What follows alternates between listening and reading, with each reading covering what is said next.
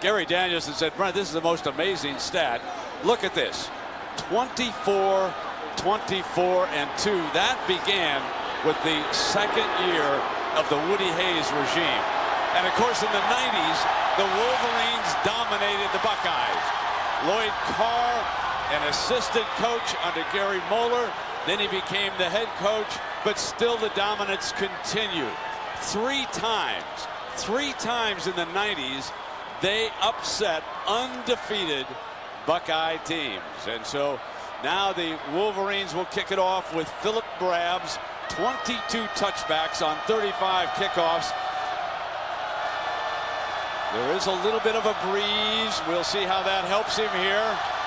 He'll send it on the ground, fielded at the 7-yard line by Maurice Hall. Hall, who will be the starting running back today, ridden out of bounds at the 26-yard line. So the junior quarterback, Craig Krenzel, and folks note he is from Utica, Michigan. He is the only Buckeye from the state of Michigan, and here he is, the starting quarterback here today. So the Nivea for men starting lineup. Maurice Hall steps into that lineup as the starting tailback. Claret will come off the bench. Note, please, not a single senior amongst the skill players. Chris Gamble will go both ways, number 7. They open up with a slot formation. Now Krenzel changes it up against a 4-man defensive front, and the Wolverines change their coverage. It'll be Hall, nothing doing, as the Wolverines jump him quickly. Our offensive line, and again, not a single senior. Stepanovic moved from center over to right guard when Bishop went out with an injury through a key block against Illinois. 2 seniors in the Michigan defensive line, Ramashek and Lazarus. The linebackers, 1 senior, but he's a good one. Number 6, Victor Hobson. And Cato June and Charles Drake also are seniors as the Bucks now come up with 2nd down.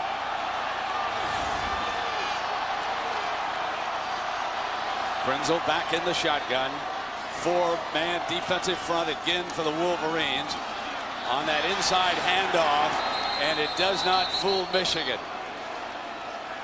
Scott McClintock drawing a start, steps in and makes the stop. Now there you see the BCS standings. Miami beating Pittsburgh on Thursday night. You can see how close the Buckeyes are, but all they have to do, win this game today, they will be headed for the Tostitos Fiesta Bowl. That's all? First 2 plays, Brent. Maurice Hall misread both blocks. I think he should have took it upfield. He could have had positive yardage. He misread both of them and did not follow the blocking pattern at all. And that's why Ross has checked in here. 3rd down. And it's 3 and out on the opening series for the Buckeyes. Very typical of Greg Krenzel. When Craig does not see an open receiver early in a football game, he just tosses it away. They have the best special team combination in college football. Ohio State will punt the football. Michigan gets a big assist here. Julius Curry, off the injured list, will return this punt. And he's facing an Andy Groom, one of the best in the country. Groom drives it. Curry at the 29-yard line. Dances to the 40. And the Scarlet and Gray put him down right there. Stop by 35. So it is John Navarre. He has something to prove after a year ago. And he has 16 career 200-plus yard passing games. Our Nivea for men. Starting lineup, 3 seniors for the Wolverines. Their last game against the Buckeyes. Askew, Joffrey, and Bellamy. Benny Joffrey, number 83, is a very talented tight end. The Wolverines will hope to keep Chris Perry running the way he did a week ago against Wisconsin. Joffrey gets down with a strong formation to the right. Motion. Edwards, and here comes Perry on the first carry. To the middle, bounces off the first tackle, keeps going almost to midfield. Fine second effort behind this offensive line. Only 1 senior. The rest of them will all be back. Tony Pape, who switched over to left tackle, has made a difference. Kenny Peterson, the lone senior in that defensive front. Darian Scott will try out today. 2 seniors at linebacker for Ohio State. And, of course, both safeties, Nicky and Doss. This their last game against Michigan.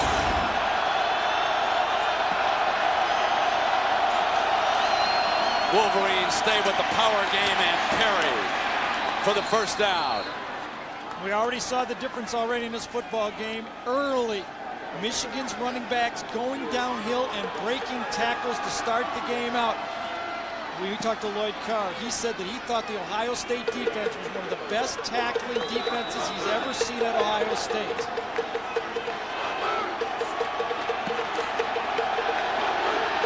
So John Navarre will attempt to move it with a one-back as Askew. And the Wolverines now show 4 wide. They could be putting it up here from midfield, and they are. Short drop, Navarre incomplete. And John Navarre spoke about the keys to moving the ball on the Buckeyes. Third and long, I think. They were doing a lot of other things, but they were executing and stuff like that. But I think we're keeping ourselves on a short field. We're gaining yardage on first, second down, and making it easy on ourselves. Navarre gets the call from the sideline, signaled in. Perry has returned to the backfield. So it's a 2-back setup. From 2-back, they will frequently throw to Askew. He's a dandy receiver, lined up as the fullback. They'll run Perry behind him. Slips the first tackle, but Doss comes up hard. It was blown up by Kenny Peterson, and then Doss rolled up hard from his safety spot. Kenny Peterson had a brilliant game last week. Also, Matt Wilhelm in the backfield, kind of making Perry stop his momentum forward, and then cleaned up by a very quick running defensive line for Ohio State. That's how dominating they've been. Look at the averages of those teams and what they've done against Ohio State. Now it is 3rd down and long. Passing situation for Navarre.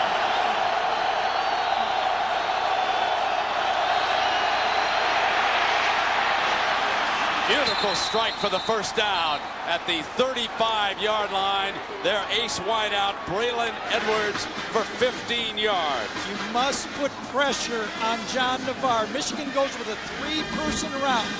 1, 2, and 3. That's it. Everybody else is back in the backfield helping. Look at that pocket. Nobody to throw to. One guy goes deep, and there's Braylon Edwards. And when John Navarre is able to throw from the pitcher's rubber, that means if you don't move him around in the pocket, he has a very, very good and accurate arm. Now Perry back in behind Askew.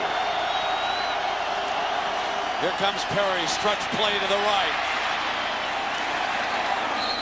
Short of the 30-yard line as we check in on the priorities here, Gary. Offensive priorities for both teams. They're really the same in a football game like this. Both teams want to win first down. 3 yards or more on first down. Really, the name of the game today is tackling. Yards after contact in the run game or yards after catch in the passing game. And really, no turnovers. You either score or you punt the ball, score with field goals, or punt the ball. Bellamy is out to the right of this formation. Here comes the end around. Bellamy bobbles it. And so Reynolds, the linebacker, able to fall on him, and Bellamy coming in the game on the end around. Yeah, Ohio State had the perfect defense on for this play. They had a corner blitz to the short side of the field. Michigan very fortunate on this handoff reverse to Bellamy that they got the ball back because Dustin Fox was right in the backfield to blow that play up before it got started. 3rd down and 11 for Carr's Wolverines. Gamble is the field corner. Fox down to the short side. Navarre gets time, field side, the strike to Bellamy inside the 20-yard line. First down, Wolverines, 18 more yards for Navarre, who's driving Michigan. Michigan has been running this play since Jim Harbaugh was playing quarterback. One receiver will cross short, and the deep receiver will come across deep.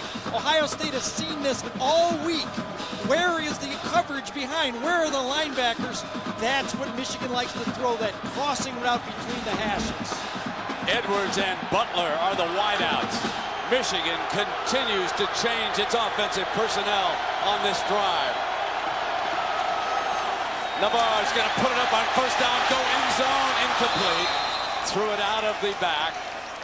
That's that matchup, Brent, that Dustin Fox knew he would get. Last week, Walter Young from Illinois burned him. This time they put Braylon Edwards, Michigan's tallest receiver, on Dustin Fox, a shorter corner, but the ball was not thrown in the playing field.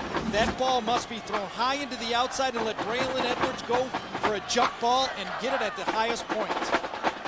David Thompson checks in for the Bucks, and you can see how they spread the wealth. The Wolverine receivers this year, tight ends, running backs, wide receivers. Now second down, and they come back with Perry. It is blowing up, and there's that man again, number 2, Michael Doss. On the bottom of that stack, his last game here in the shoe. And he's been so good against Michigan last year with the 2 interceptions. He is the guy, when you run the ball to the tight end side, he gets in on the play. He's just going to be there. Very tough to block a safety, and Michael Doss has been doing it all year. See his numbers coming into this game, and a year ago against Michigan, 2 interceptions. Now third down. Navarre backs it off with the shotgun. Askew alongside.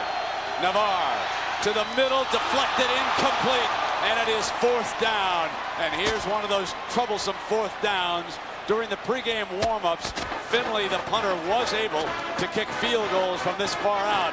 But now we'll see how he handles it under game pressure. Well, Michigan has one of the lowest conversion rates in the Big Ten. And the reason is they got a low field goal conversion rate. They're 40% on the year. You almost have to call plays differently because their lack of confidence in the field goal game. A 36-yard field goal for Finley. Michigan trying to get on the board first. Slips it through for the field goal with the band in the background. The Wolverines come to Columbus and strike first. Folks, in a big game, if it's low scoring, scoring first can be absolutely critical. Timeout. Well, before the game, Jim Tressel walked out of the locker room and looked up at the scoreboard, and the operator had been putting up bogus numbers, and Michigan was warming up, and he said, get that down, but not fast enough. The skilled players of the Wolverines caught an eye, and as Jim said, I had no reason to try and fire up the other team like that. He was pretty hot about it. Here comes Hall now for the Bucks. 15, 20.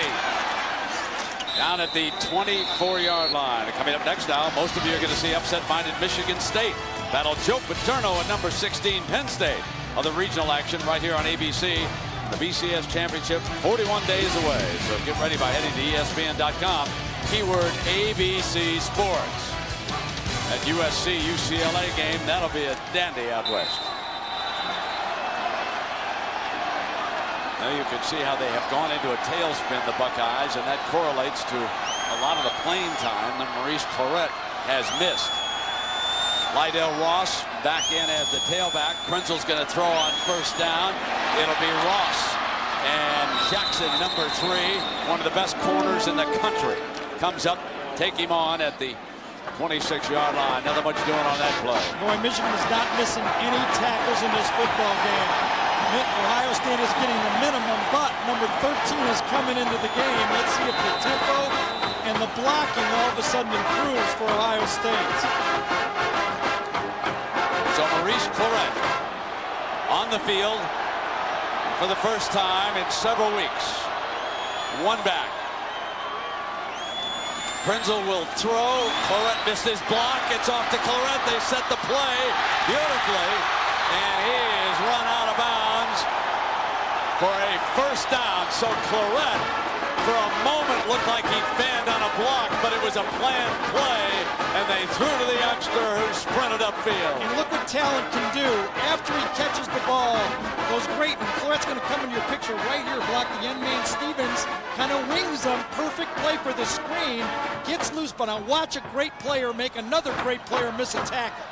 That's what talent does. All of a sudden, those 3-yard plays become 10-yard plays. So it's a 1st and 10 for the Wolverines. The ball at the 36-yard line. Krenzel back in the gun. They're going to stay airborne underneath. Jenkins on the flanker screen. Fumble! And I believe number 80, Ryan Hamby, the freshman from Cincinnati, pounced on the ball. Yes, he did. I think Cato Jr. or Marlon Jackson, one of the two, ripped the ball loose. Ohio State has never shown this formation that I have seen. A wide receiver screen. Jenkins comes inside, catches the ball, and then watch. I think it's number 3, Marlon Jackson, rips the ball loose, and Ohio State falls on a ball. But Ohio State has decided to loosen this game up with the passing game. Brandon Cho now is in at fullback. They're going to offer Claret a little lead blocking here. Show power formation with Hartsock, the tight end to the right. 2 wideouts out to the left. Here comes number 13. The hole is there. Jackson steps up along with Drake, and Claret is bringing the crowd alive. And we go to New York and John Saunders. Brent, you know Ohio State struggled with Illinois, still got the win. The Illini facing Northwestern, quarterback draw. John Butcher takes it in. 5 yards for the touchdown. The Illini on the board first against Northwestern, 7-0. Brent. Here, Michigan leading by a field goal, 3-0. Claret on the field for the first time in several weeks, has now been taken out. Being tended to on the sideline. Ross, the tailback, number 30. And whistle before the snap.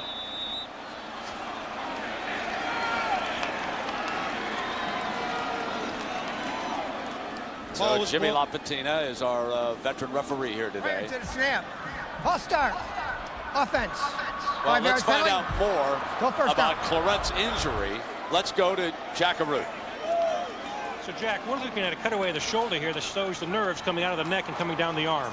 And when Maurice Claret got hit on the shoulder, it stretched those nerves. Yes. And what now Maurice has to do is rest, because these nerves don't rebound. Only rest will cure it. Yes, it takes time for the nerves to recover. Thanks, Chris. You bet. All right, Jack, thank you. And Claret's back on the field. Short rest that time. Krenzel stays airborne. Here's Gamble. Could not get to the first down marker. He was wrapped up by Jeremy Lesur, the junior from Holly Springs, Mississippi. One of the underutilized weapons for Ohio State has been Chris Gamble on offense.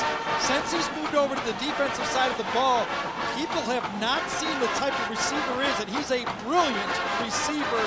You see Lesur give him plenty of room, and Gamble has yet to have one of those catches where he grabs the ball and shows that punt return, interception return ability yet on offense. You'll get an idea about the Buckeyes' game plan right here. Second down and short. Claret to the middle, slashes free, 30, the difference maker, 20, 15. There it is. Look at the crowd, ladies and gentlemen. They know what a difference number 13 brings to this attack.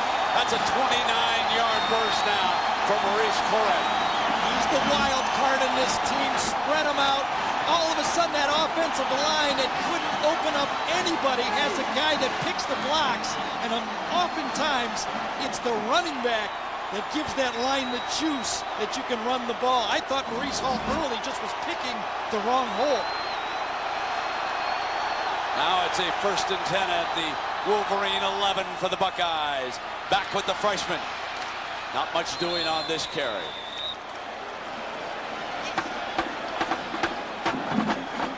Was it though? He got hit. So in the early going down here, and Maurice Claret is coming off the field.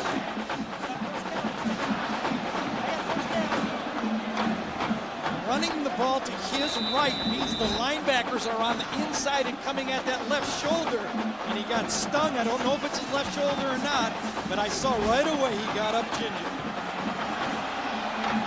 So it is second down for the Buckeyes. Krenzel back in the shotgun. Ross back in at running back.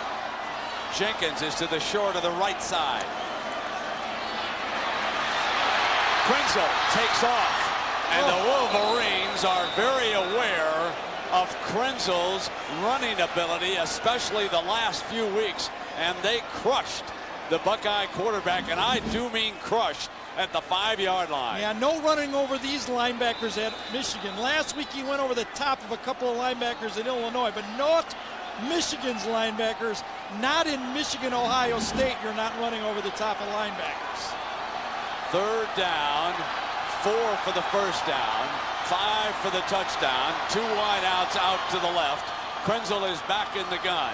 Krenzel's woozy, Brent.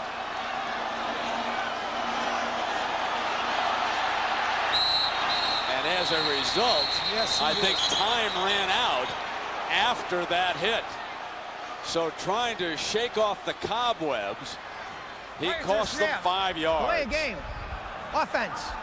5-yard penalty. He's out on his feet right here.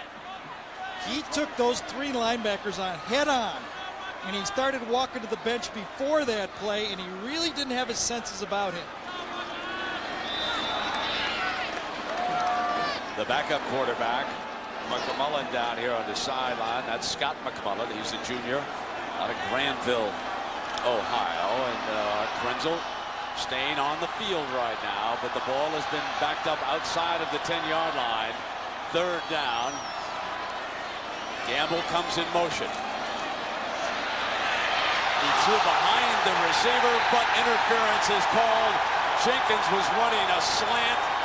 LeSueur with the cover, and the yellow comes flying.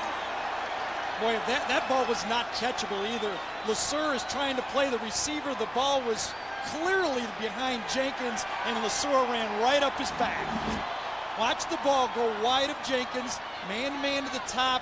The ball was not going to be catchable to the outside, and he just rakes him across the head.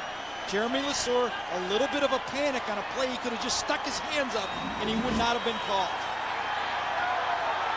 The ball is put down on the 2-yard line. It'll be 1st and goal. Jack, what are you hearing about Maurice? Maurice Clarett did get a little bit of a bump on that shoulder, but he has passed the strength test that the doctors administer, and he's headed back out to a tumultuous greeting from the crowd here. All right, Jack, here he comes.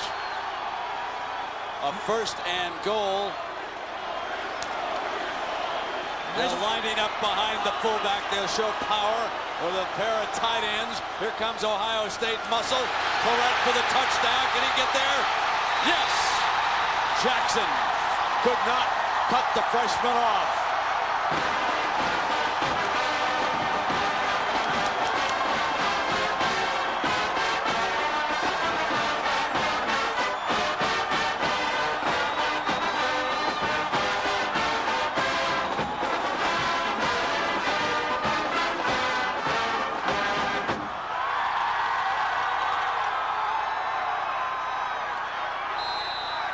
Nugent for the extra point. Mike Nugent makes it 7-3. Ohio State leads for the first time. Now watch Clarett. 4 carries, 38 yards, 1 touchdown. For the Bucs to win, he has to stay on the field. Timeout. College football brought to you by Chevy. The cars you can depend on, the cars that last, will be there.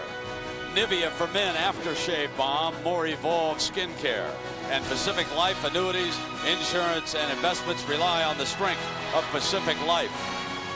Downtown Columbus.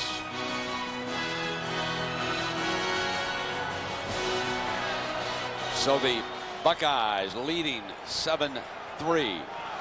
Ohio State is a different football team with Clarett, and they don't have to just keep him out there. He might have to just keep going back out there in this game. Even if he gets dinged, that might be the pattern in this game because he's got a bullseye on that left shoulder. LeSueur and Bracken into the end zone, coming out on the 20-yard line. We'll be right back. John Navarre, the Wolverines, coming out from their own 20-yard line. Chris Perry back in as the Michigan tailback.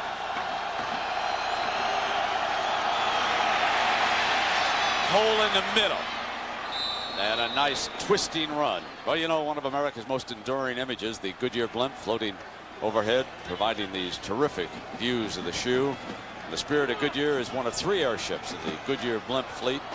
Our weather today, well, it is cold, but it is not unreasonably cold. The wind, slight breeze, but certainly not a gale. In other words, it's a beautiful day for Michigan and Ohio State.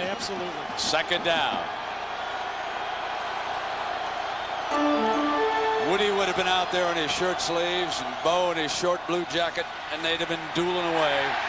Perry is stuffed here, and now it is time for our Pacific Life game summary. Let's check in on Claret so far. Gary, 4 carries for 38 yards. He's shown so much difference. That offensive line has been criticized for not opening up holes. But when you got your real guy in there, it's a lot different. One thing I've noticed, Brett, when he runs to his right, he cannot straight arm. And I'm sure that he will run to his right more than his left because he wants to carry that ball in his strong, healthy arm to protect him. 3rd down and short for the Wolverines. They show eye power. Askew leads the way. Perry cuts away from the block for the 1st down. Michigan will not give up on the run game today. Against Iowa, they ran the ball 20 times in that football game against Iowa. That's an all-time low in the history of Michigan football. After that game, Lloyd Carr said, "Men, that will never happen again."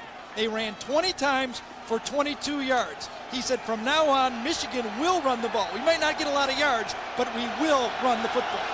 Minery checks in as a 2nd tight end, along with Jopru.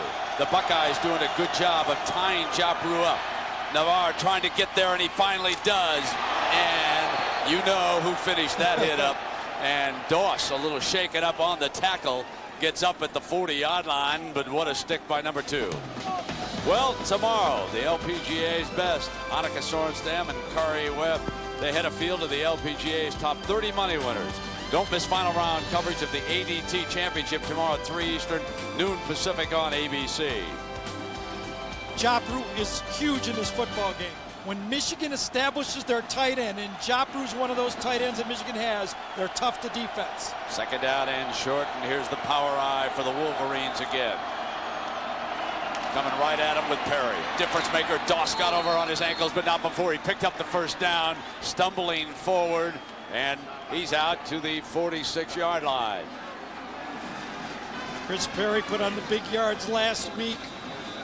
Over 170 yards. Michigan, again, with their tailback Perry healthy, they run the ball much better also. You look down on the shoe as the 1st quarter comes to an end, and it's shaping up like another great Ohio State-Michigan game. 7-3.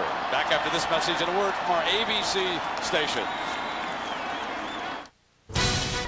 Welcome back, everybody, with Jerry Danielson. I'm Brett Musburger. Very important quarter coming up, you would think, for the Michigan Wolverines here being on the road. They need to finish off a drive and keep it going. Yes, but both sides, Brent, have shown they can move the ball, and I think Michigan's very happy with Navarre's start. Last year at this time, he'd already thrown picks, turned the ball over. Now they say John Navarre has escaped 1 quarter and playing good football.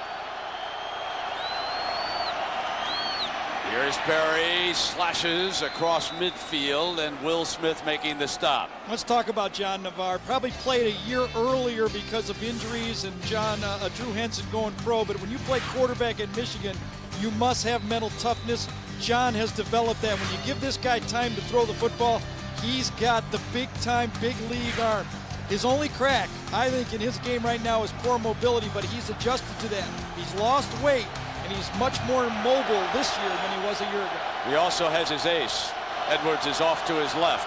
Bellamy's down to his right. Here comes Edwards around. They fake it. Perry still got it. Gets away from Gamble, but Gamble did enough to trip him up, and Perry could not maintain his balance. And there is number 7.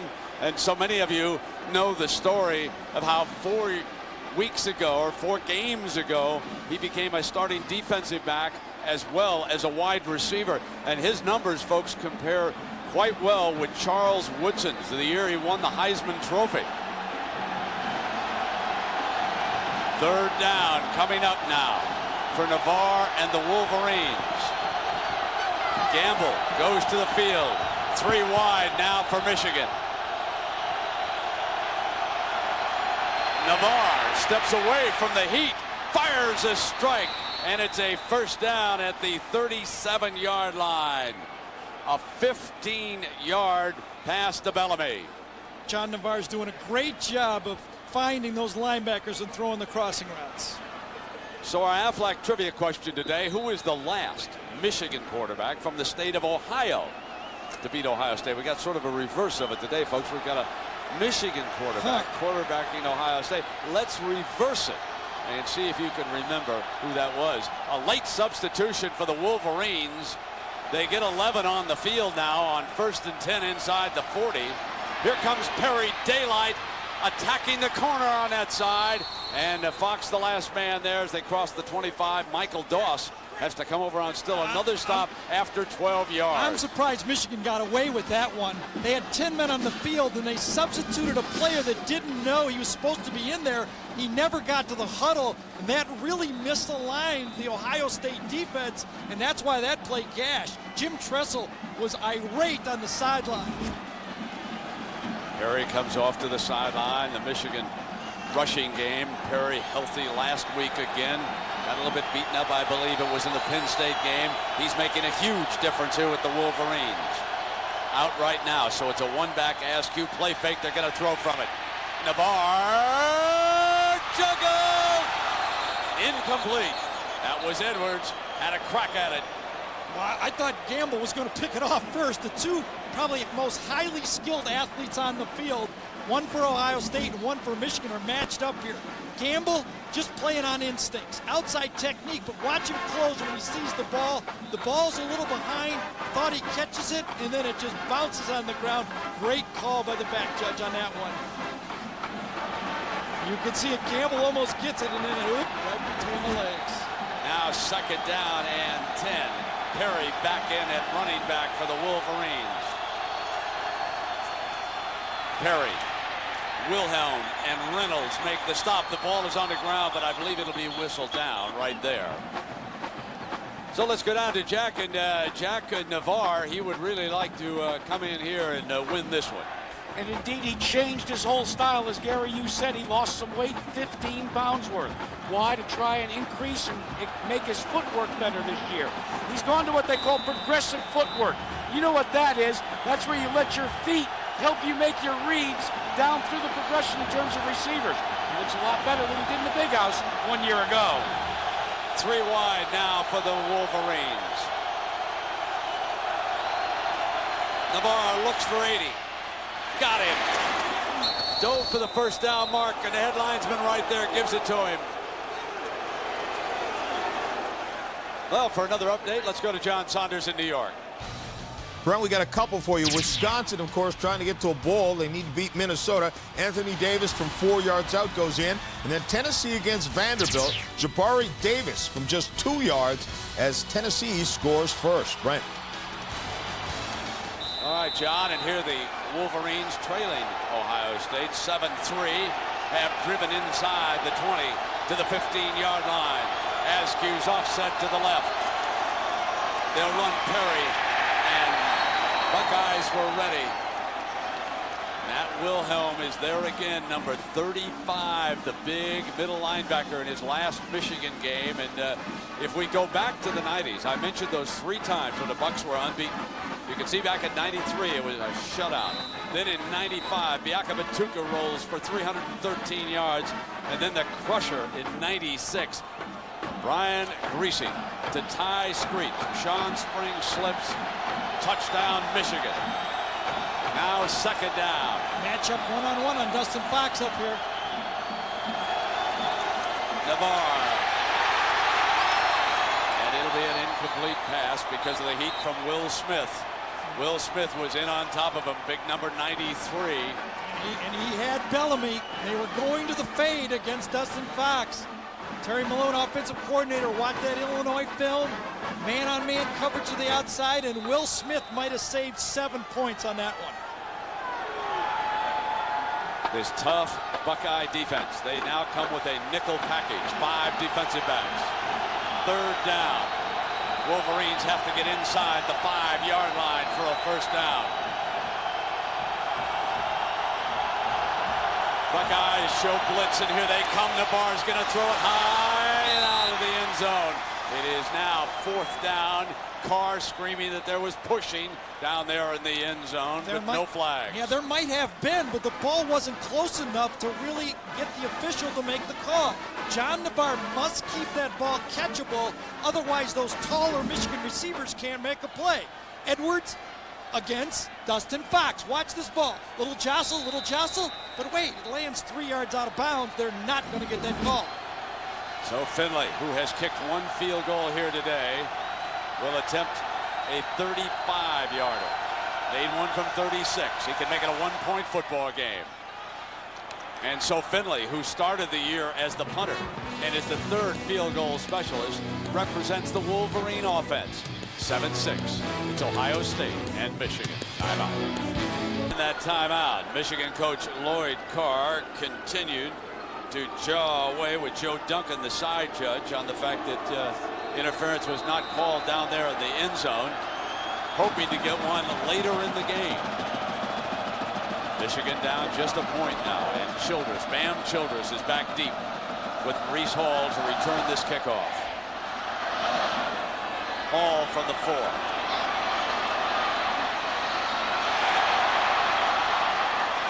Good return to about the 25-yard line when he's thrown back. And a reminder that on Monday night, it's the Eagles and the 49ers. The Eagles must operate without Donovan McNabb. And the 49ers and Jeff Garcia. The Terrell Owens, that's at 9 Eastern on ABC. And speaking of Garcia, look at NFL history, the highest pass ratings of all time. And Jeff Garcia is right there amongst the legends of the game. And as Gary Danielson pointed out, pays to play for San Francisco. 3 out of 4, huh? Lydell Ross, the Buckeye running back, behind Krenzel. Michigan with a 5-man front as Hobson moves up. Krenzel continues to throw. Good runner on the move. And Jenkins out of bounds. So Jenkins makes his first catch of the game.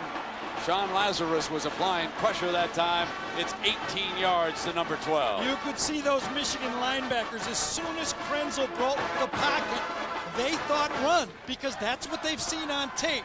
Krenzel smartly again makes the heady play. This guy all year in these 12 wins for Ohio State has been making the heady heads-up play, and now with number 13, he's got a tailback. So Claret back on the field. Gets the call, trying to sprint out, and Hobson, number 6, won't let him out. Earlier we asked you the Aflac trivia question, who's the last Ohio-born quarterback to lead Michigan to a win over the Buckeyes? Did you know the answer? Well, let's show him to you. Elvis is in the house, folks.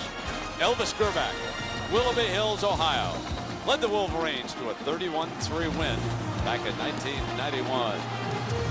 And today we have a Michigan quarterback operating at the controls of the Buckeyes. Here is Craig Krenzel, number 16. Hamby is the H-back. Krenzel, short drop, firing to Jenkins as he crosses midfield. Short of a first down. We send you to John Saunders for another update. Brent, we've mentioned that Wisconsin needs this win to have a postseason against Minnesota. Brooks Bollinger, 12 yards to Darren Charles for the touchdown. Wisconsin opening up a 14-6 lead. Illinois Northwestern, John Butcher goes 25 yards to Anthony McClellan. Great throw, and that one is 14-7 Illinois. And here Ohio State leads Michigan 7-6, now facing a 3rd and 3 as they cross midfield. Krenzel will take off and try to run for it. And closing the door, Carl Diggs, the inside linebacker from Warren, Ohio, stepped up on him. There is number 43 being helped up, and he stopped him short of that first down. This is going to be a big call coming up here. Tressel has been punting in these situations. Well, we have a player down, so while we take a break, here is our Pacific Life game summary. We've had 1 touchdown in the game. The freshman, Maurice Claret, scored it. Then the Buckeye defense closing in the last time as the Wolverines threatened, and they held them to their 2nd field goal of the game. So Diggs, the linebacker who stepped into that hole and shut it down, he was injured on the play. They are already a little bit beat up at the linebacking spot because Kaufman, a few weeks back, he was injured, and Zach is out for the season. Joy Sarantos had played last week. Scott McClintock starting this week, so they're shorthanded there, Gary. And they've also, at the beginning of the season, really lost 2 of their 3 outside linebackers. Roy Manning was projected to be #1. He was out, and Lawrence Reed got hurt in the Illinois game. So they've lost 3 of their top 6 linebackers. And Diggs, they cannot afford to lose him. Well, next Saturday, we've got a great lineup of Thanksgiving weekend college football. 1 Eastern. Most of you will see Ken Dorsey lead the undefeated Canes of Miami against Syracuse. Then at 8 Eastern, you'll see number 8 Notre Dame against number 7 USC. Down south, it'll be Florida State coming to you from Tallahassee. That's next Saturday on ABC, the class of college football. What, this has got to be 4th and more, not more than 1 or 2 feet. That ball is almost touching the line, and the down marker is almost on the line. I mean, that can't be more than the length of the football on the 50-yard line. And Jim Tressel says, Andy Groom, back him up. 4th down, and Groom tries to hang it high, trying to punt for field position. Doss is going to down it inside the 10. Just let it roll dead right there. Michael Doss was down with coverage. That ball was not going to the end zone. Another good job by Andy Groom. What a luxury. Timeout. College football brought to you by the new H2 Hummer, like nothing else. Bud Light, with a great taste that won't fill you up and never let you down. Make it a Bud Light. And the new Nokia 7210 with color screen. Nokia, connecting people. Michigan's 3rd drive of the game. Their first 2 have resulted, as you look down on the oval in the Ohio State Library here. The Michigan drives have gone 12 plays and 16 plays. Michigan down a point in this game. Perry coming out. Not much doing as Donnie Nicky comes flying up from that safety spot. Let's get an injury update, and here's Jack. They continue to work on Wolverine linebacker Carl Diggs. It's his right ankle. He rolled up on that ankle, and the athletic training staff has gone to work with it.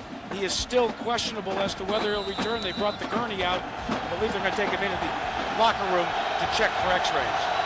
Jack and Donnie Nicky and Michael Doss continuing to operate for the safety spots here in their final game against Michigan. There's Fox making a nice play. Chopper thought he was interfered with. And speaking of Donnie Nicky, we asked him about the key to stopping Michigan today. Michigan's been running the ball well their past couple games. We've got to shut down the run and take away their intermediate passing game, make sure we don't get any home runs hit on us. Just an outstanding safety alongside number 2, Michael Doss. 3rd down, 3 wide now for the Wolverines.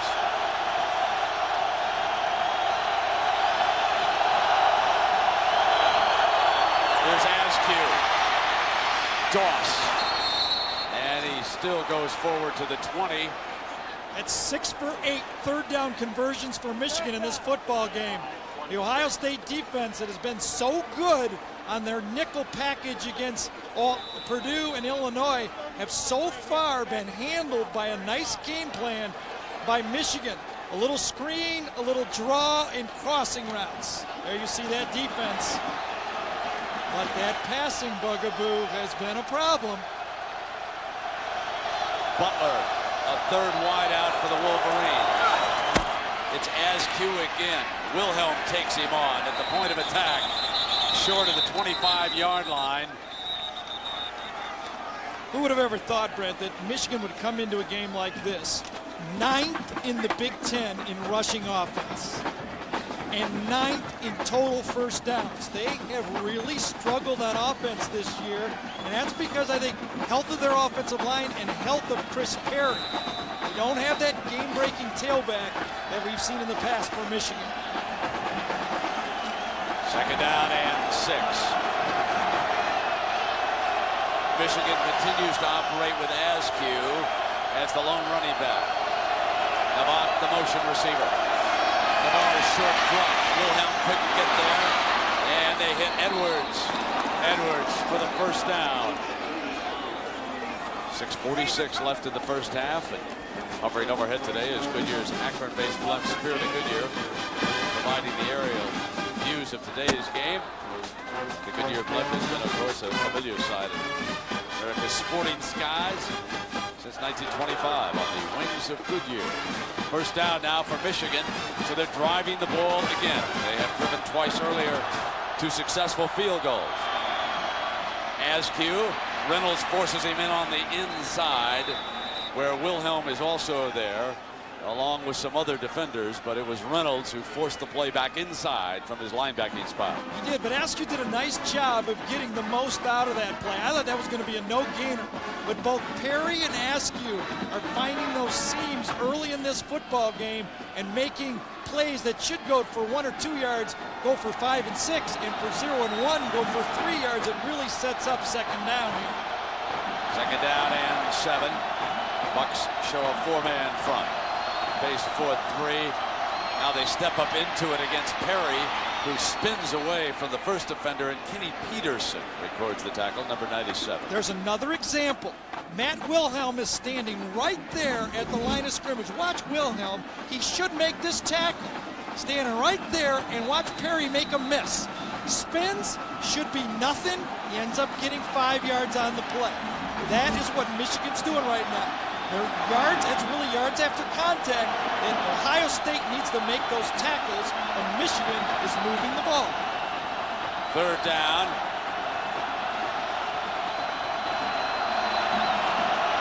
Staying with the base running game, Askew, and Doss comes up hard, and he stopped at the 45-yard line. This will bring up a 4th down for the Wolverines. Is that the same yard line that Ohio State didn't go for it? Is now where Michigan's got it, 4th and inches, or maybe did they make it? It's really, really close.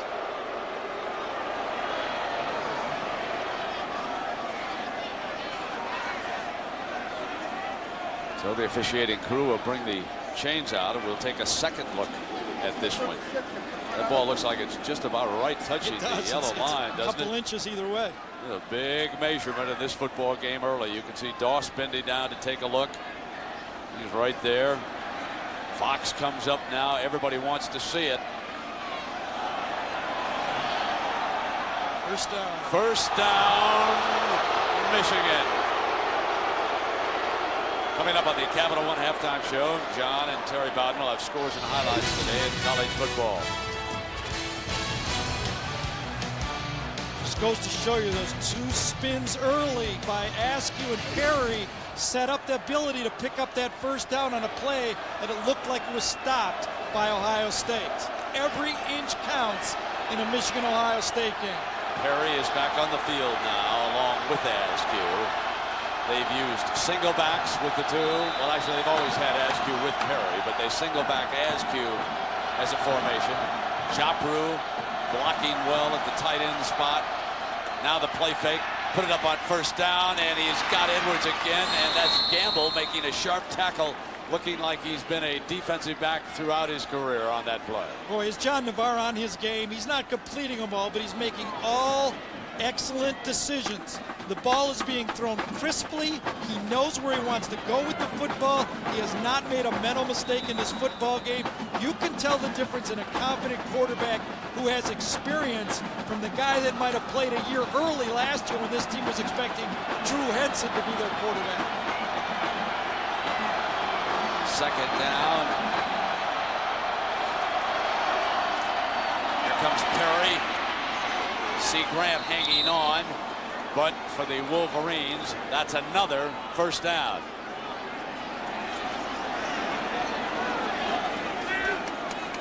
Now, speaking of John Navarre, Gary, you were up and you asked him about this Ohio State defense. Here's what he said. They're very aggressive, but I think the thing that you see from all the tapes is that they're really fundamentally sound, and they got guys in right places. They know where their strengths are, and that's where they attack you with. Right now, Navarre faces a first down against this stout D. Here comes Perry, and see Grant over there from his linebacker spot. Was a cornerback, of course. You know the story about number 6. Put on some weight, bulked up a little bit, a more natural college linebacker than being back in the defensive backfield. Coach Jimmy Tressel, like all good coaches who take over programs, you identify talent and where to put it. Put talent. Critical part of good coaching. Ohio State's coming with their nickel package on second down, matching up the formation with 3 wide receivers for Michigan. Second down, Buck show that 4-man front. Navarre fires, juggled and hung on to by number 19, Bellamy. Fox, the defender, was on him. Boy, good play calling by Michigan. They're running the ball forward. Their offensive line is handling that active front for Ohio State. And then remember a week ago when they watched the films of Ohio State versus Illinois, they ran slant and go. So what do? You know that those defensive backs have been coached. Don't get beat on the slant and go, so you throw the slant right in front of them. Excellent coaching by Michigan. Jermaine Gonzalez on the field as a wide receiver. Can Michigan finish a drive? Draw with Askew. Reynolds, number 44, flashes over, and Wilhelm also there. Well, you almost, Brent, I know this is not the way it's supposed to go, but you almost consider this drive finished right now if they don't turn it over. They've come out from their own 8-yard line. They're going to get a try for a field goal. What a brilliant drive. They have not punted in this first half. First down. They have moved the ball. Second down for Navarre.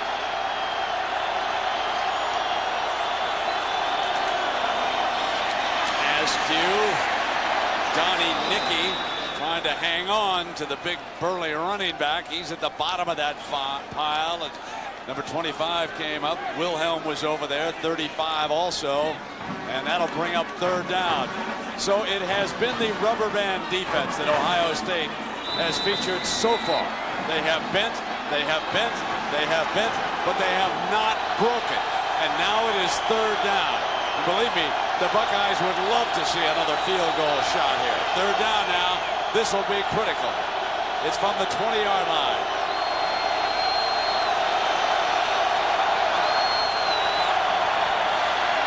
Navarre running away from it, slips inside, and Navarre's inside the 10-yard line for a first down. John Navarre making like Craig Krenzel of the last few weeks. He scrambles on third down for 12 yards, and Lloyd Carr indicating he wants a timeout over there. A very critical series. Wants to rest his quarterback. Says, good job, John. He'll talk about it. Timeout. Well, time of possession sometimes can be very misleading, but Gary, here I think it is telling us a story so far. Absolutely. 15-play drive starting from their own 8-yard line. What, the longest of the year has been 16 plays all year? That's the previous Michigan drive for the field goal. They will tie that right here. This will be the 16th play on this drive, and Navarre rolling in trouble, gets a sack back at the 15-yard line. Timmy Anderson, the junior defensive tackle, was in on that play, number 54. Boy, you got to give it to this Ohio State defense. Watch the corners inside. Fox and Gamble, they do their job. He wants to come back here. There's Dustin Fox. Here's Gamble. Nobody to throw the ball to. Way to go, defense. Another timeout. 1:09 left in the half. Carr to talk about it again.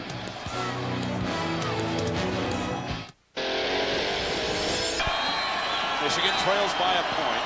One timeout down here, and they face the second down. Thought on first down, Michigan got a little cute with the bootleg, but John Navarre needed to bail him out by throwing that ball away instead of losing yards. John's back in the shotgun. Askew's alongside of him. Japu's the tight end to the right of the formation. Navarre fires, deflected out of the end zone, and a penalty flag is thrown on the far side. So there is a penalty on the play. Usually holding, thrown right into the middle of that offensive line. Oh, wow. You know, Brent, when you watch John Navarre, he has great confidence in Braylon Edwards. Goes right at Chris Gamble with Braylon Edwards, even though he had Bellamy match up against Dustin Fox. There's number 80. Daddy a player in Ann Arbor, and here he is going right at Gamble. He sure does. Gamble, bad technique, but he's an athlete. You're not supposed to spin and do that. But what did Coach tell us yesterday? We don't coach him a lot. We just let him do what he wants to do, Chris Gamble. He comes out, Edwards does, against Gamble again, to the right side of the formation. The Bucks show the nickel blitz. Navarre throws the jump ball. Two great athletes, and Edwards has got it for the touchdown as Gamble goes down on the play. Now we've got a penalty flag. Now, was there offensive pushing down there, yes, Gary? That's what he's going to call. Edwards was the push-off. He was working hard to get his flag out. He could not get his flag out. Got those cold fingers. That's why there was the delay. And this one will be coming back. But that's how you need to throw that football. You need to keep it in the field. You've got a tall receiver. Now they're saying, go get it, Braylon Edwards. You can see it. He had his hands on his jerseys, throwed him down to the right side. Not going to get away with that one in this stadium. Grabbed the back of his jerseys and flung him down. That is a good call by the official. Big time talent, those two guys, huh? You bet. What was it, first and goal from what, 7 or 8 yard line? 8 yard line, and now the ball's back on the 33. What, 34, excuse me, wow.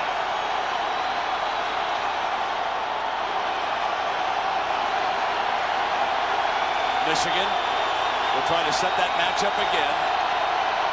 103 from the Buckeye 34-yard line. Navarre, middle, complete at the 25-yard line, and that will bring up third down right now. Edwards curling into the middle that time, and Edwards looks like all the world. He's a big-time, another big-time Michigan receiver. I can remember Marquise Walker in this game last year, the game he had. Carr still working on the officials, trying to get some flags thrown in favor of Michigan. Watch the draw here. Michigan has a timeout. The one thing they don't want to do is blow at least a field goal opportunity, you wouldn't think. Navarre, middle, got it to the 5-yard line. Jabu, boy, when you have those tight ends that go down the middle, John Navarre just bullets that ball, doesn't throw it up in the air, bullets that ball to the tight end. Jabu clears Wilhelm in front of Doss, two of the best defenders on this Ohio State defense, but John Navarre throws a strike. Now it's decision time. It is fourth down. Michigan will use its final timeout of the half to discuss whether or not they will kick the field goal or they'll go for the touchdown. So the wheels are turning, folks. We'll be right back. Danielson, for all the world, it looks like Lloyd and Michigan will try to score a touchdown here. Let's see what comes out of there. Navarre is the holder, so that's not a real good cleat. I see Askew coming out. He's also on this field goal formation. And Navarre, the holder. Might fake it, but at least they're going to line up and field goal. Askew's over there on the wing as a blocker. Finley is 2 for 2 on the day. This to put Michigan ahead.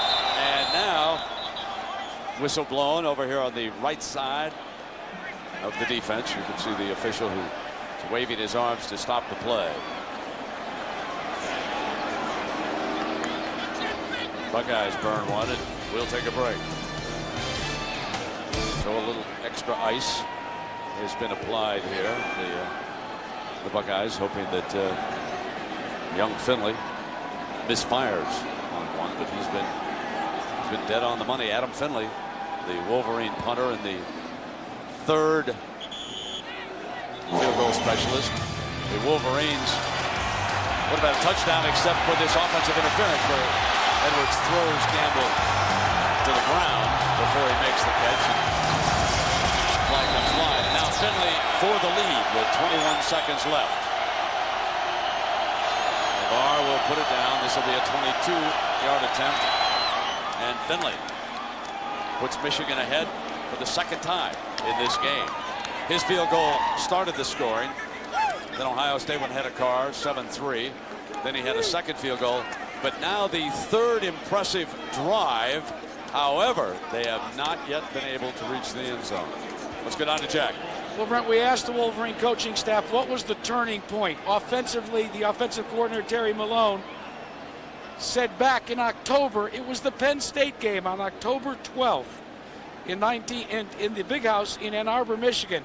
And the coaching staff, Terry Malone, said One of the reasons was because Braylon Edwards caught 2 TD passes from John Navarre and a 3-yard TD run with just 3 minutes left in regulation, pushed that game into overtime.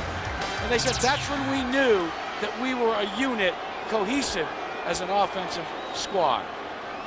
Lloyd smiling as he continues his political work with the Zebras on the far side. Give him a little spice, give him a little sugar, you know, you got to do it all. Got to do it. Got to do it. Well, I mean, it's been a well-officiated game. Lapatina's crew, a veteran. Two big penalties by Michigan. You know, they had the sack and 2 penalties, or they might have put a touchdown on the board there. Gamble now back in the game.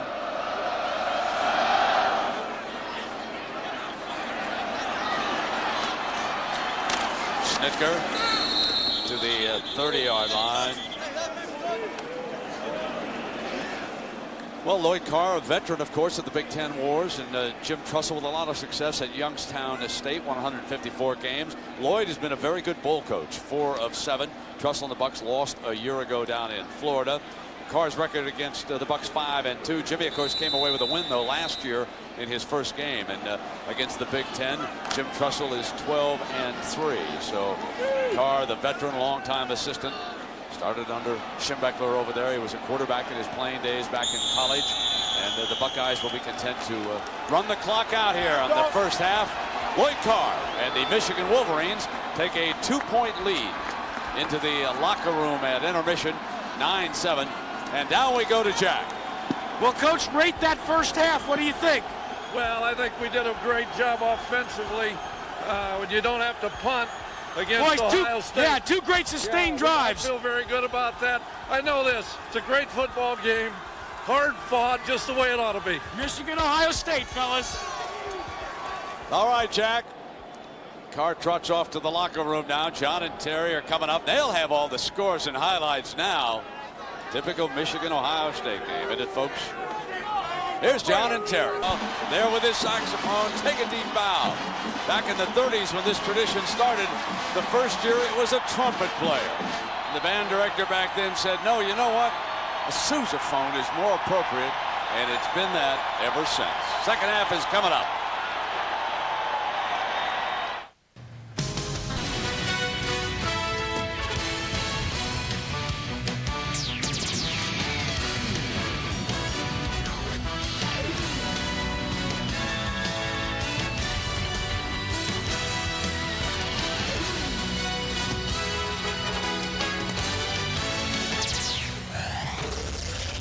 We are at halftime, 9-7 Michigan. Let's go to Jack Arute. Well, Coach, so many times you've found this Buckeye squad in this position behind before the start of the second half. What'd you tell them? Well, same thing. You know, you've got to make every play be a special play. When you're in the Ohio State-Michigan game, it's so crucial. The Big Ten is a battle every weekend, and most especially on the last Saturday. Thanks, Coach. And Brent, I haven't seen Jim Trussell this animated coming out of halftime all season long. Jack, he was really trying to fire the troops up here, Gary Danielson, and so far, Michigan has totally dominated offensively in the clock. Well, that's because of third down, Brett. They've just been picking up third downs in this game. They've rushed just enough. John Navarre has been on target when he's had to throw on third down. And Ohio State, you know, that one time they had a drive going. They got it, what, 3rd and inches? They decided to punt. 3rd and inches, Michigan made it. 3rd and inches, Ohio State didn't. Well, Michigan gets the first possession of the second half. So that's another advantage. Remember, they won the coin flip. So Nugent puts the ball on the tee.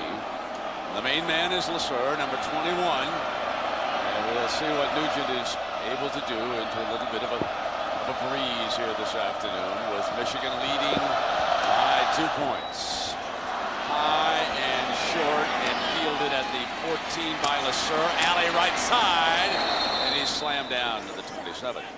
Pacific Life game summary stats, and they will look this way. The number of snaps, 44 for Michigan to 17 for Ohio State. And there's what Gary told you about.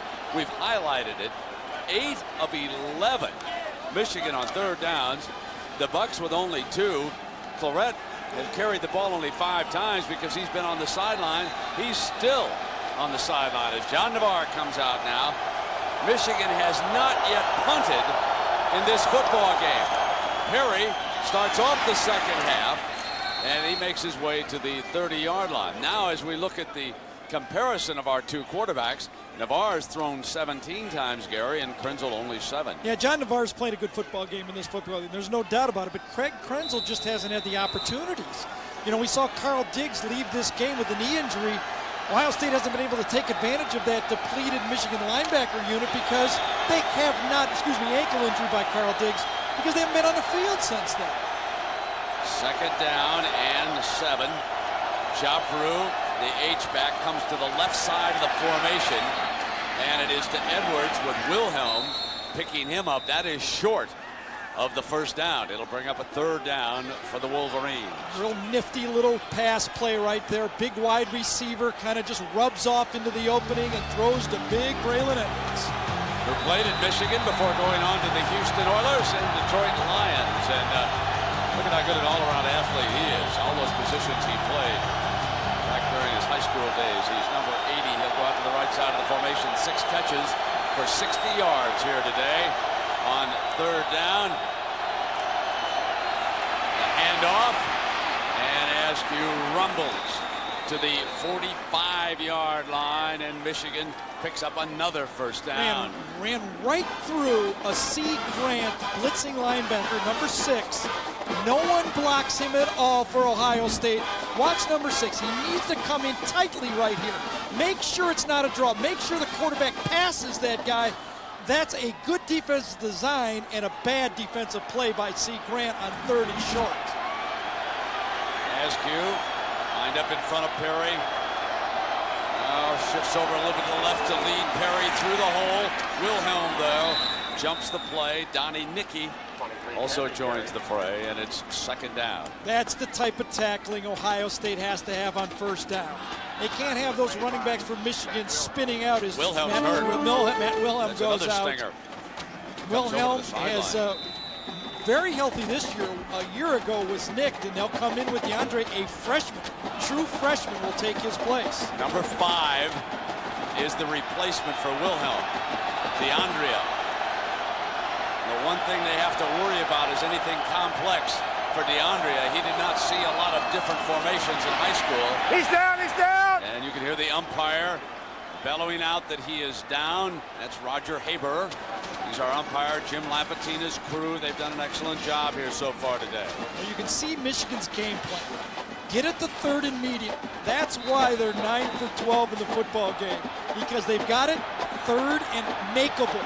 Instead of 3rd and long, it's been 3rd and makeable, and John Navarre has been finding those Michigan receivers in the zone. Which is what Navarre said that they had to do today against this defense. Wilhelm back on the field, missed only 1 play. Navarre, pressure hit by Grant, and it's incomplete. And rolling in that time from his linebacker spot, there is number 6, C. Grant. Very interesting. C. Grant lined up on the wrong side of the formation, and then when he shifted over, I think that confused Michigan's pass protection. He came free, and who's that coming on, Brent? What does that guy do? What does he do? What kind of formation is this for Michigan? And Carr is still politicking on that far side, angry right now, and here's the first punt. As Gary was pointing out, we don't recognize him without a holder. Of course, he's kicked the field goals, and Finley, a good punter, drives Gamble back to the 7-yard line. He gambles on it and picks up a few yards, steps out to the 16-yard line. Buckeyes football, finally. Timeout. States 4 first half possessions. Gary, I make it, what, about an hour on the clock yeah, when they last had the football? It was about an hour ago. They have to ago. warm up again, and this is where they took a knee on the last, right at the last play. It was in 1 play there. So this will be the Buckeyes are probably rusty as they come out here. First down. Here comes the young man. Claret to daylight. Cato June can't bring him down. Stevens finally comes from behind. But it's out to the 31-yard line, and the difference maker with a first down on another 15-yard run, and Stevens jawing a little bit with the freshman. This is what Claret does that Ohio State's other backs don't do. They run the ball up the middle, but he feels as it bounces outside and falls forward like a young T.J. Duckett for Michigan State when he was a freshman. Maurice Claret is that big tailback that runs through that first defensive back tackle. Vance is out to the left. Claret slips the corner that time. And it is the second man, Joy Sarantos, the redshirt freshman from Portage, Michigan, who finally brings him down. Sarantos in there because of the Diggs injury now, and he'll have to dig in. Let's check in with Jack. Brett, there's no question that Maurice Claret's shoulder is bothering him, but as he said at the beginning of the week, this is Michigan, Ohio State. He said, I'm not going to run favoring or trying to protect that shoulder the way I have in previous appearances since he injured it. He said, if I play 6 plays or 60 plays, it's Michigan, Ohio State. I've noticed that he has been trying to bowl people over the way he did when he had that record day against Washington State. Michigan expected the pass, and they get it. Nickelback went in under fire that time and trying to force the ball to Jenkins, basically. You're not going to throw the ball late to Marlon Jackson's man. Even if it's Jenkins, you throw the ball as an afterthought against Marlon Jenkins, and he'll eat you up. You see Jenkins outside. Jackson's got him one-on-one. Now, he throws it a little late. Jackson said, not against me. You can throw late against somebody else, but even if you're going to Jenkins, I'm going to be right there. Now Hartsock is split way out to the left in this Buckeye formation. Both tight ends are wide. Both receivers are in the slot. On this third down, Vance and Jenkins are the slot men. Krenzel will not get away from the pressure. Grant Bowman, who on the previous play brought the heat, got in again and set it up for Shanti Orr. Shanti Orr and Bowman both. I think it was Orr first, then Bowman, then Orr, then Bowman. It has no one downfield to throw to, and the 2 outside guys just force Krenzel to eat the ball in the pocket. 2 consecutive plays for Grant Bowman. And Groom to punt again with Julius Curry, who returned today from the injured list, set to return. Curry from the 25-yard line, 40, 45, and down. Excellent field position coming up for John Navarre and the Wolverines, who lead it by 2. Trucks, the most dependable, longest-lasting trucks on the road. The people of Allstate, you're in good hands with Allstate and the United States Marine Corps. The change is forever.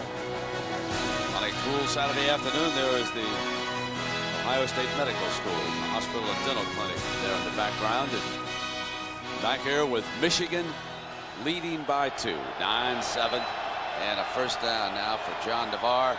Here comes Perry, gets to the outside, and he will be out of bounds across midfield at the 47-yard line. They will spot the ball right there.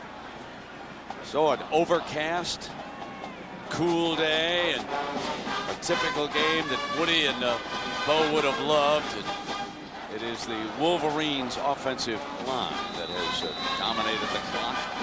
Moving the ball here again, you can see the yards for Perry and Cole. Yeah, but if you had Askew in there too, has another 36. Michigan has rushed the ball for over 100 yards. The first time in 5 games that Ohio State has given up 100 yards rushing. This is Askew. Slashes. Diving for the first down.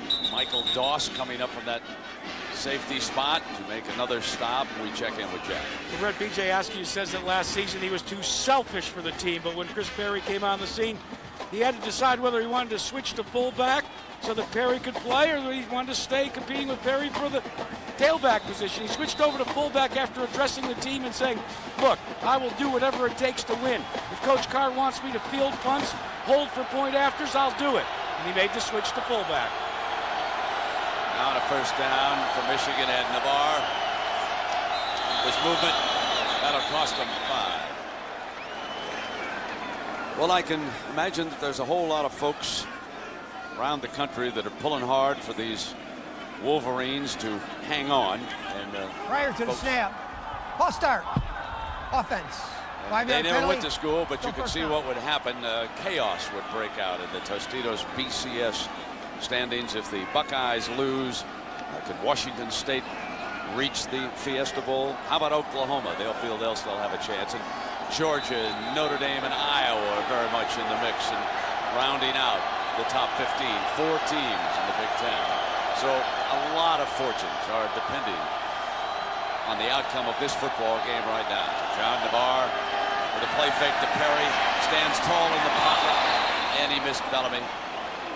Yeah, but the ball was thrown in a proper spot. A.J. Hawk was running underneath that curl route that time, and if Navarre would have thrown the ball to the receiver, he would have got it picked off. That's one of those decisions that a quarterback makes correctly with an incomplete pass. Navarre, 11 for 20 in the game, and Brent, no turnovers in this football game. Neither side has made that critical mistake yet. Second down and 50 with Florett watching from the Buckeye sideline. 3 down linemen as the Bucks expect the obvious pass, and they'll get it. One to set the screen, and he does to Askew, and it is blown up by young Mr. Hawk. Ladies and gentlemen, keep an eye on this man right here, number 47. He is only a freshman. He came here with an understanding of how to play the position. The coaches say at the Ohio State sideline, and they're extremely fond of him and the job that he has done. Mark Snyder, the linebacking coach, said that he is further along than any of the freshmen. Now third down. Ohio State loves this 3-man look on 3rd and long with Will Smith right here as a wild card rusher or dropper.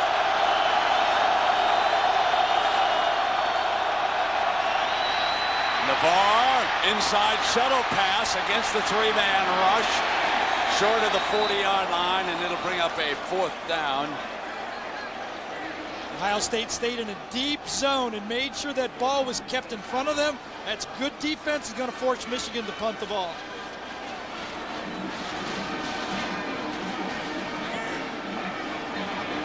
See BJ catches a lot of screens coming out of the backfield. Brent said he comes out in the 2-man backfield to run routes. In the 1-man backfield, he runs the screen pass like he did on 2nd down. Campbell is back. Buckeyes looking for a spark as Finley punting for the 2nd time this half, and Campbell will let this one roll to the end zone. Will it be down? Beanbag is dropped, but it went on into the end zone. Was not controlled at the 1-yard line as Brandon Williams was down there for Michigan. It was close for 3 in 3rd downs, but that man right there has gained 54 yards and only 7 carries. So the Buckeyes probably have to change the sequencing of plays as they start off with Florett, who twists and then slips at the 26-yard line. So it'll be 2nd down and about 4 coming up now for the Bucks. Ran right through Sorrentos that time as Florett breaks the record, huh? Robert Smith. Took him a while. He had those 4 games when he was injured, but as we take a look back now at Robert Smith, he was a long strider who had a fine but brief career with the Minnesota Vikings. He held the record until just a few moments ago, and Maurice Florett is the new freshman record holder, and here he comes. Bounces the play to the outside beautifully to the 40, down at the 43-yard line. McClintock and June in pursuit, but 17 more yards. And Gary, the running game, if you want to second guess Tressel and the Buckeye brain trust, the running game looks solid, and it is the passing game that has struggled here mightily against Michigan. Well, I guess they just haven't. They're 6 for 8 throwing the ball. They just have not been able to keep Florett on the field enough and make short conversions for 1st downs. When he's out there, he's able to run the ball. 4 down linemen for the Wolverines. Lazarus is over on Stepanovic, and he moved. Lazarus jumped on him now, and the officials, Lazarus is motioning that he was pulled into that neutral zone, and the umpire and the line judge there will sort it out.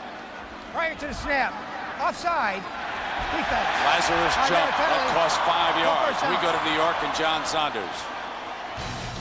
Brent, Minnesota trying to hold off Wisconsin's hope for a bowl. Assad Abdul-Khalik is going to have a pitch here to Terry Jackson. He takes it across for the touchdown. They've also added a field goal, so Minnesota leads 24-21, and Notre Dame is on the board against Rutgers. Carlisle Holiday to Arnaz Battle, 7-0. Brent. All right, John, and of course next week here on ABC in prime time, Keith Jackson and Dan Fouts will have the Fighting Irish and Southern Cal out west. Huge game. Here's Maurice Hall to the middle. Penalty flag is thrown. Penalty flag is thrown back at the line of scrimmage. This one could be coming back.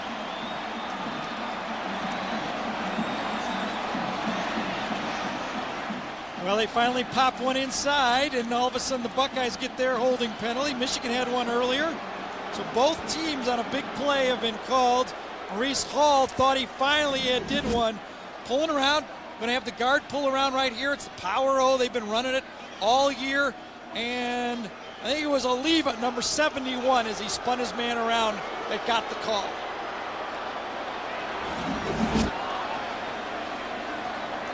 Grant Bowman replaces Hoyer in the defensive front for the Wolverines. Claret back in as the running back. Good substitution pattern, I think, for Jim Tressel with Claret. He cannot be in game shape, not only favoring that shoulder, but is being hit. He can't be running back ready, and that's when you turn the ball over when you get tired. Joe is the fullback to the left of Krenzel. Krenzel wanted Claret on a shuttle pass. The play had been taken away from him, so Krenzel steps out of bounds, and will there be a late flag? There is one on the other side of this play. There is a penalty flag, but it has nothing to do with Krenzel on the far side, I don't believe.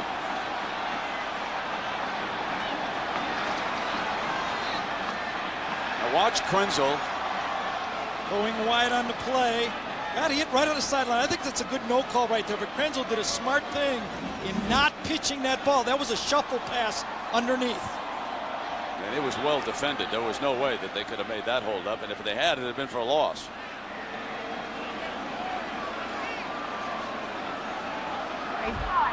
On the defense, the penalties will be declined. Result of the play ends up second down. So they will take the run by Krenzel, and a reminder at the conclusion of the game will select the Chevrolet player of the game from each team. Chevrolet will make a $1,000 contribution to each university's general scholarship fund. And that 12-yard gain goes down now for Krenzel, who is Gary points right at his forehead as he looks at me. Smart player. Absolutely, Gary. So we've said that now for, I guess, as long as we've watched him this year. I know you've pointed it out several times. Claret maintains his balance, crosses the 40-yard line, and Gary, I honestly go back to what I said.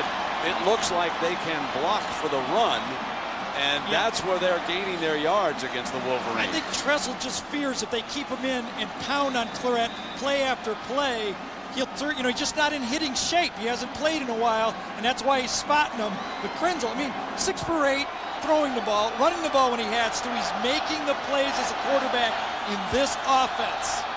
Jenkins and Gamble are his 2 wideouts, 2 tight ends in this formation. Here comes number 13, bounces it around Hobson, but he could not stretch out the defense as Charles Drake, the senior from Los Angeles, at safety, makes the stop. Friday now, we'll warm up the leftovers and join ABC for great college football doubleheader action. Kicks off at noon Eastern. Texas A&M battles Chris Sims and Texas. Then at 3:30 Eastern, number 17, Colorado takes on Nebraska. The great rematch. Friday on ABC, the class of college football. And you'll see Claret come out of the game. 2 runs is about the most he can do in a row. When he runs wide, he just runs out of gas. Football shape is different than riding a bicycle on the sideline. Second down.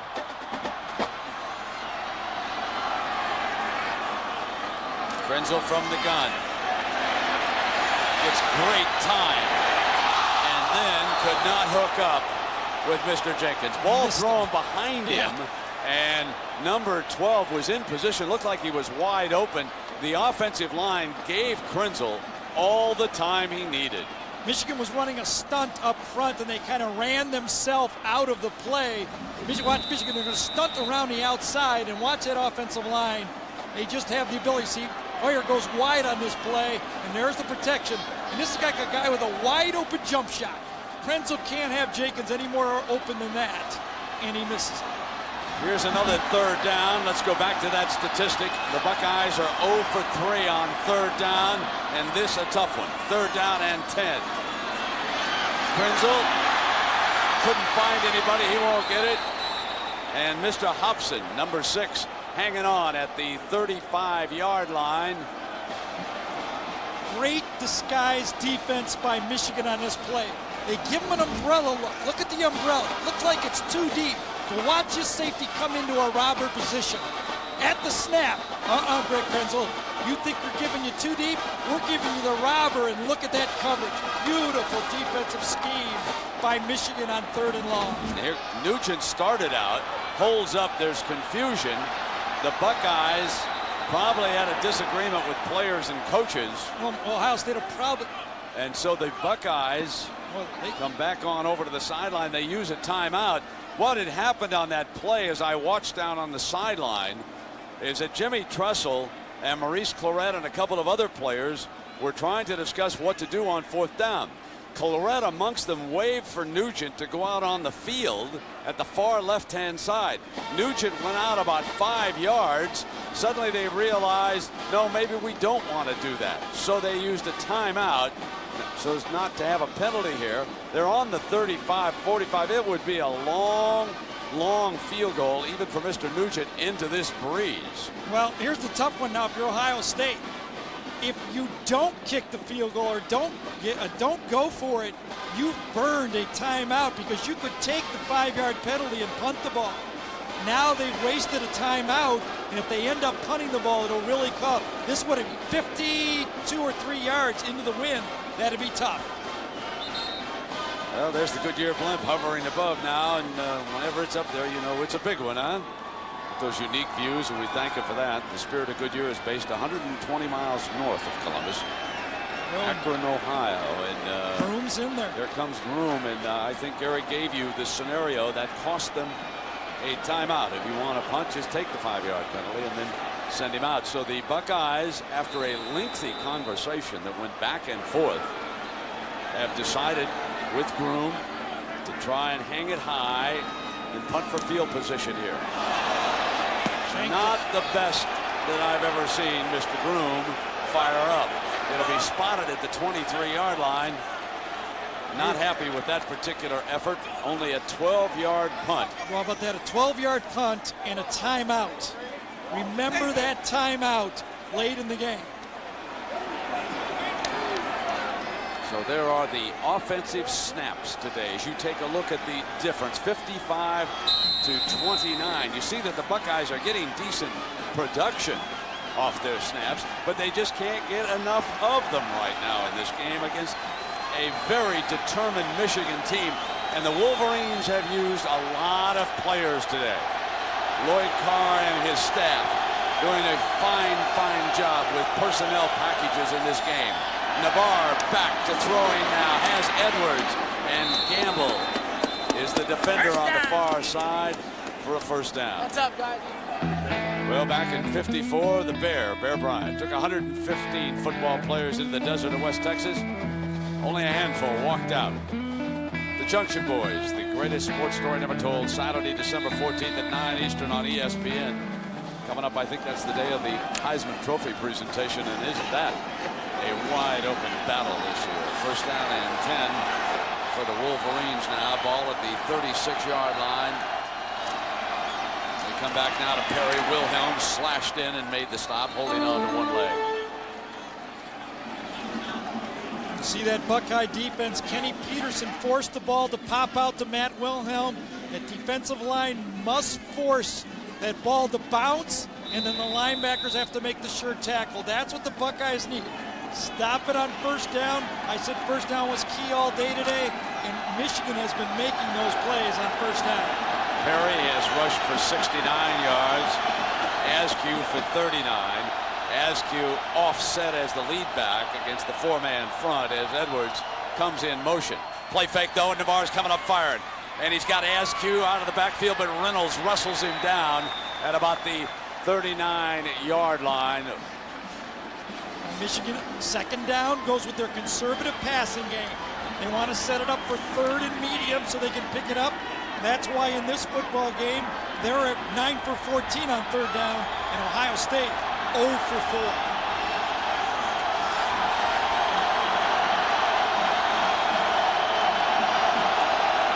A Bellamy and Edwards. They'll match Edwards against Fox on the short side of the field. The quarterback's left. Navarre's looking for Edwards too. Got him in underneath for the first down, out of bounds in Ohio State territory at the 47-yard line, a gain of 13. There was never a doubt where Navarre was going with that football. We watched him all the way. One of those rub plays that Michigan likes to run.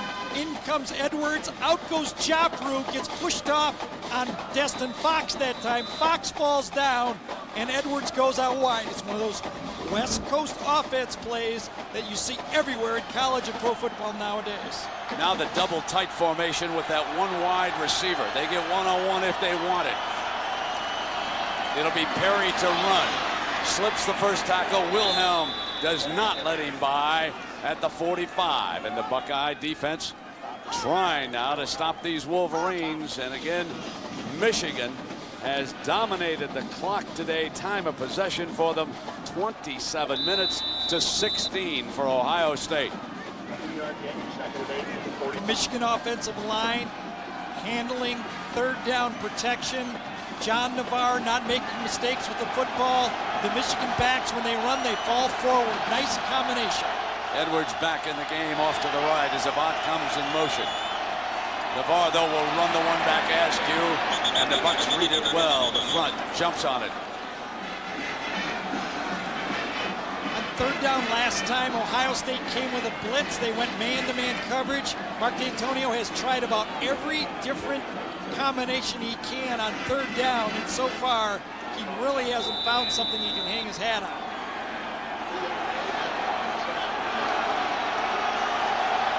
Final half minute of the third quarter, and another of those third downs. Michigan 10 of 15 on third down here today, and now I believe they're going to burn a timeout. Yes, they are.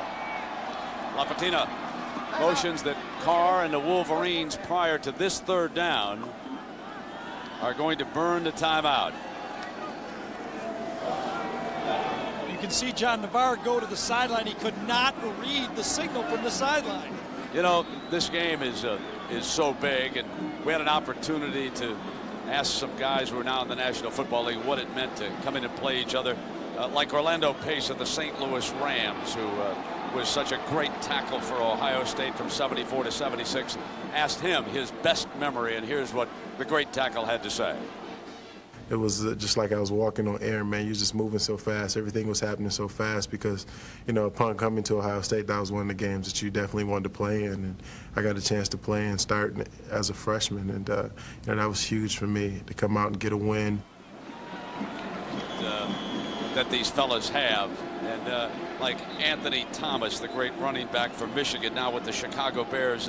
Here's what he had to say about his freshman year back in '97. Freshman year in '97, it was like all my running backs that was in front of me got hurt, and I had to come in to play my first cold game. And then it was a tough game. It was a fight to the end. I never knew what to expect, but I knew from that day forward, I had 3 more games against them, and I knew it was going to be a real battle. In Anthony Thomas's career, Michigan won 3 of 4 games. As a junior, he rushed for 111 yards. And I'm sure he's watching now. The linesman throws the flag prior to the snap. Then as a senior playing in Columbus, Thomas carried 29 times for 60 yards. And Michigan won again, 38-26. We go to New York and John Saunders. Brent, Wisconsin trying to grab the lead back against Minnesota and keep those bowl hopes alive. Anthony Davis, 26 yards on this run. They grab the lead over Minnesota, 28-24. It's still in the third. Notre Dame got a touchdown from Shane Walton, although it looked like a short hop. They gave him the interception. They lead Rutgers 14-zip. Here's the third down now from just across midfield for Michigan. They need to get to the 37-yard line for a first down. The fire high, incomplete. That was properly read by Michigan that time. They felt on third down, third and medium, they could go for it. But third and long, if they're going to make a mistake, they're going to go deep. They got one-on-one to the outside. Defense is rotating this way. They say, let's go deep on Gamble. Will he squat on third down? Let's throw the ball up down the sideline. And that's really a good play by Michigan. And Chris Gamble did not make a mistake. The guy is unbelievable, Chris Gamble. Finley into punt. Michigan getting the ball to where they did has a chance now to establish good field position from which to defend it. Gamble will try to get the Bucs out of trouble, but he does not. Makes a mistake. Fielding one inside the 5, comes out to the 6-yard line. It's going to be a long haul for the Buck offense. We check in with Jack. Well, Brent, what about the offensive turning point for the Buckeyes this year? We asked their coordinator, Jim Bowman. He said it came in the second half in September against the Washington State Cougars. That's when Maurice Clarett broke open for a big day, and the offense scored 19 unanswered points. It's the type of day they're going to have in this fourth quarter if they hope to win. Yeah, Jimmy needs here in the last 3 seconds of the third and then the fourth, Jack. Jimmy needs this offensive line to settle in there and keep opening holes. Stepanovich back in there at center. Bishop is his right guard. Clarett on the field. Got a nice block to the 15-yard line. But it is Michigan that has dominated this rivalry so far here today. Clarett, 12 carries for 95 yards. But the most important number belongs to Michigan. They lead the Bucs 9-7. Back after this message, a word from our ABC. Championship Television. Welcome to the perils of Pauline, otherwise known as an Ohio State fourth quarter. Over the last few weeks, Gary, it's been unbelievable with them. It really has. You could say you're used to it, or you've been on the tightrope so long you eventually got to fall. It's going to be one of those two, but big crowd, and I think 95,000 of this over 100,000 are holding their breath going into the fourth quarter. Record today, over 105,000 in here. The Bucs with a second down, and their freshman Clarett breaks to daylight. Jackson wrestles him down, but not before he reaches the 32-yard line. 17 yards for Clarett, who has now broken the 100-yard barrier again as a freshman. Boy, we've watched him so many times this year. We did the Washington State game when he did the 230, and then we saw the Purdue and Illinois game when he didn't play. Ohio State just a completely night and day different football team when Clarett's out there. Joe is the fullback for him. Here's Clarett. Slips inside the linebacker, and Hobson coming over to make the stop. Picked up a couple more yards.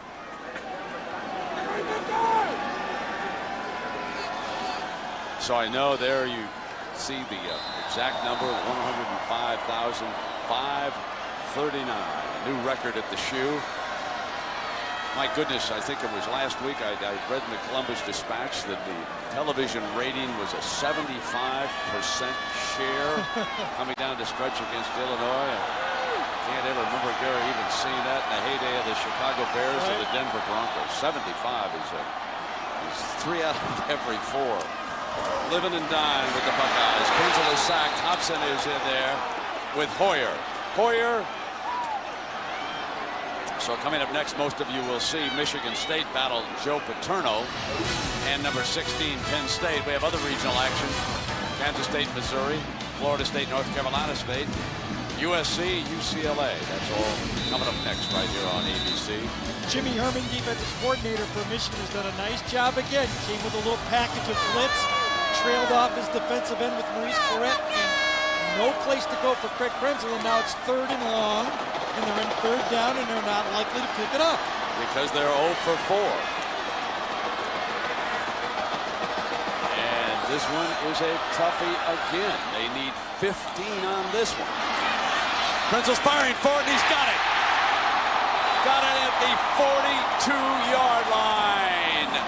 So Craig Krenzel to number 12. Mr. Jenkins makes another huge play. How about this play by Craig Krenzel? Good protection up front.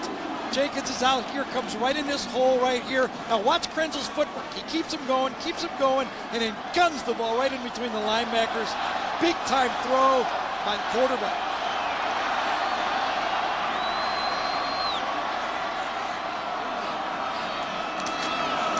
Claret again spins away from Hobson. You just cannot draw a bead on that young man, and he spun free for a yard. Jack Krenzel trying to pull another rabbit out of the hat here. And Brent, Craig is a junior pre-med student. And take a look at his typical course week. Molecular genetics, microbiology, more molecular genetics, and more microbiology. I don't think he has a problem, Brent, making his progressions when he sees one of his primary receivers tied up. I can't spell it, can't pronounce it. His brother, of course, I think is in medical school already. Craig will go that way if he doesn't get a shot. Pro football someday. On the move, McClintock chasing him, and so he elects to fire this one wisely out of bounds. Molecular biology taught the young man to throw it out of bounds rather than take the sack that time, and the flag, of course, is down. He had Hartsock open early, but he was late turning around and faking, and he did not get the ball to the tight end.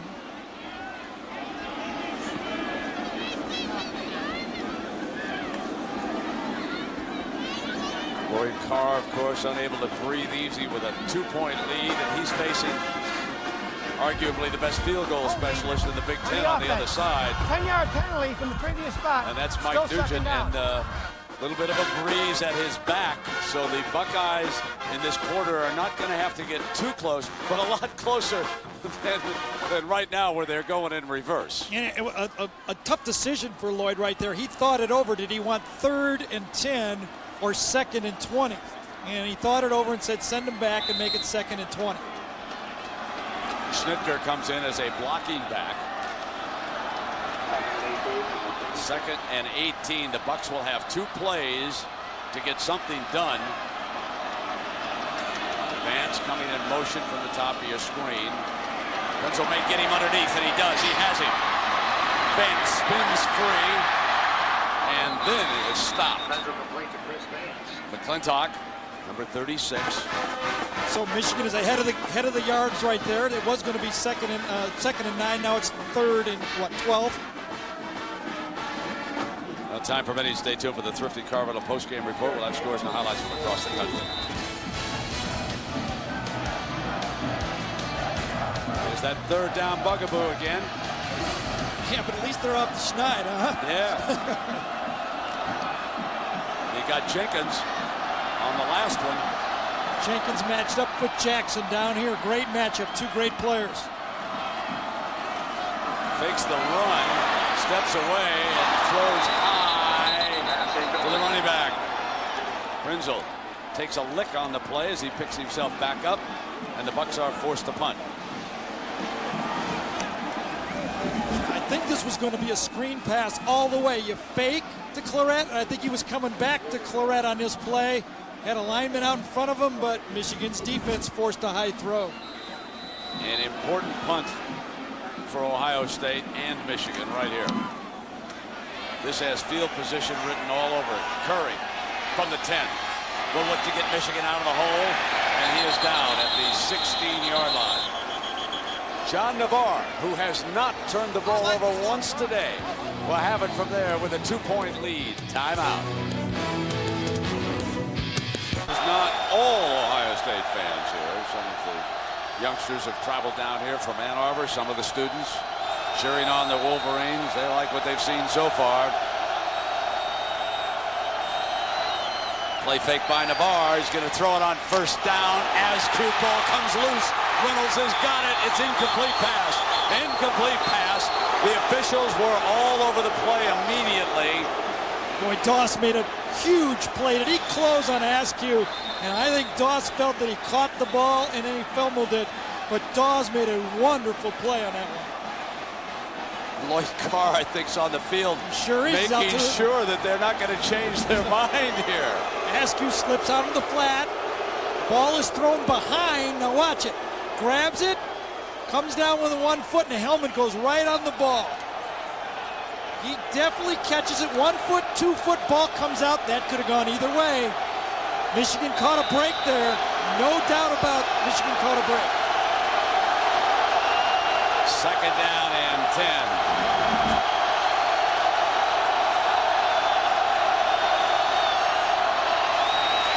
Comes Perry, and Grant makes the stop. Well, we saw that great hit by Doss. He's played a terrific game, and I asked him about the chance to win a championship in his last game in Columbus. Since I've been little, since I've been 8 years old, I've had the opportunity to win a championship on every level that I've played on, from 8, 9, and 10-year-old to middle school to high school. And I said, you know, to come back one more year, why not let it stop here? So that's why I came back. That's what he's done today. 13 tackles. You just saw number 13 as he jarred the ball loose. Of course, he didn't even credited with that one. It's an incomplete pass on the slant. Michigan keeps the football, and Bellamy picks up the first down on a huge play. We go to John Saunders. Brent, Wisconsin just cannot hold off Minnesota. Asad Abdul-Khalik goes 2 yards to Thomas Tepe. That's Abdul-Khalik, and they take the lead. Then Illinois against Northwestern. John Butcher, 29 yards to Brandon Lloyd for the touchdown as the Illini pull away. Brent. All right, John, and here are the Wolverines, who have dominated the clock today with 30 minutes almost to 20 for the Buckeyes. Have another first down and 10. Perry, though, is hit for a loss by Kenny Peterson, the senior from Canton, Ohio. Can't say enough about Kenny Peterson. He makes play after play on this defense. Lloyd Carr said that he feels that this front six, 4 starters and backups, is as good as he's seen athletically that Ohio State has had in years, and they make plays in the backfield. Bellamy and Edwards check in for the Wolverines.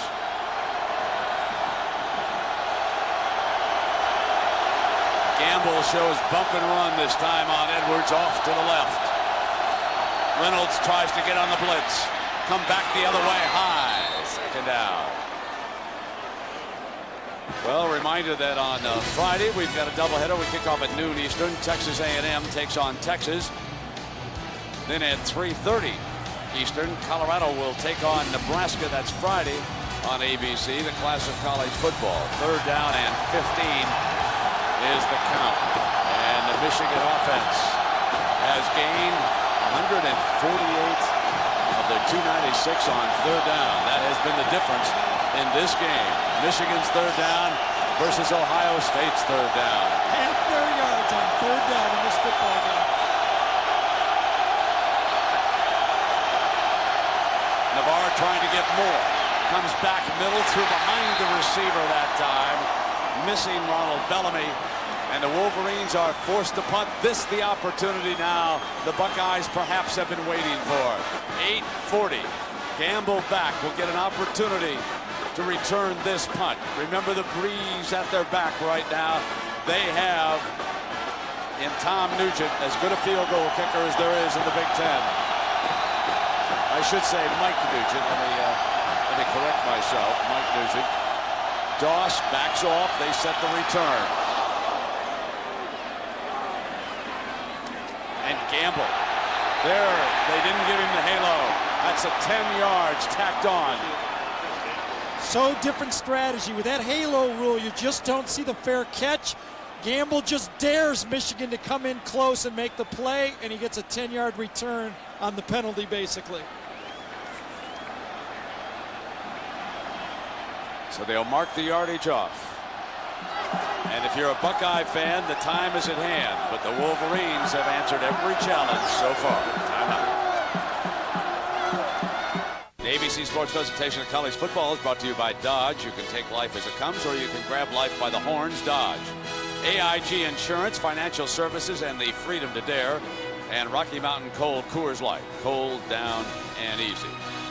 We're about to start Ohio State's best starting field position of the game. From the 43-yard line. This will be first down. Play fake. They're going to throw on first down. Krenzel underneath it is fullback to the 42-yard line. Brandon Schnitker slips out. Schnitker intercepted the pass thrown for Jenkins. No doubt in my mind, and Craig Krenzel was throwing the ball to Jenkins. You'll see Jenkins come right here. The fullback will be right there. Now watch, he throws downfield. He's got his eyes down there.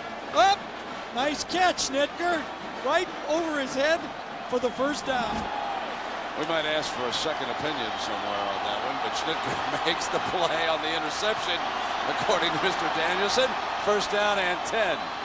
Schnitker now the H-back look. Play fake again, and Krenzel going to try to run out of trouble. He crosses the 40. And again now, Gary, we're getting down close to Nugent territory. Let's look at the Dodge defensive playbook here. With Ohio State throwing, Michigan has been coming with different packages up front. Victor Hobson is the key. He will line up all over this front earlier in the game. That front confused Ohio State, and that's what caused the sack. Different packages on third down for Michigan. Second down.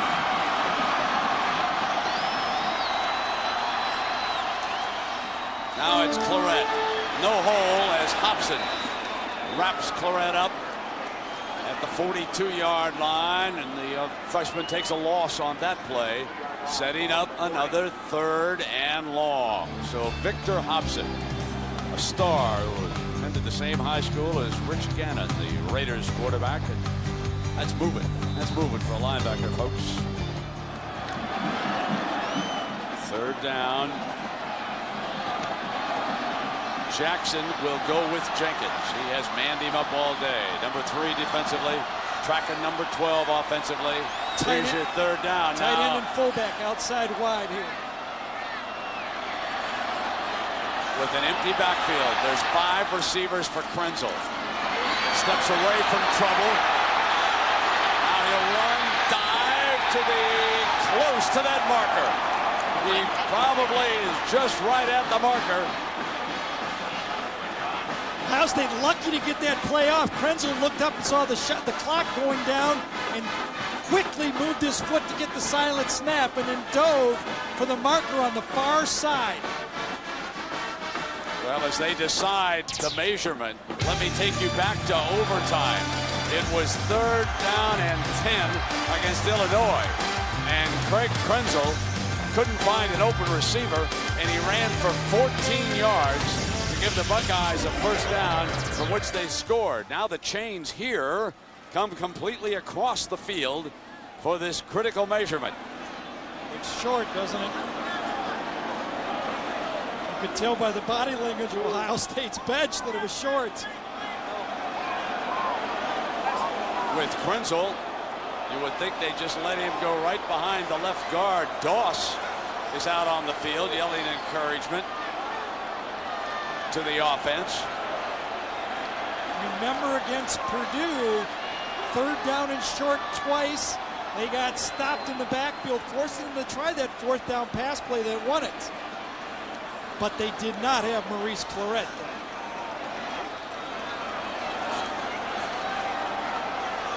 It's less than a yard. You wonder if they will risk a handoff. I think they should quarterback sneak. Krenzel. Absolutely, I would quarterback sneak. You can see how short this is. Goal line look here for the Wolverines. Claret there. Krenzel behind the left side. Got the first down.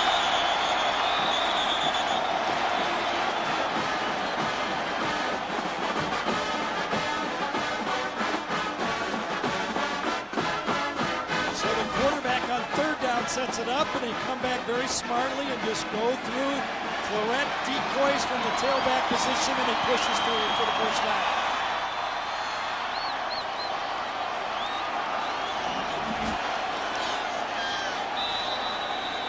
Now the question, you can almost feel it. I don't think the players are anywhere near as nervous as the Ohio State fans right now. Ball at the Wolverine 32. Fakes the handoff. Krenzel's going to throw it first down.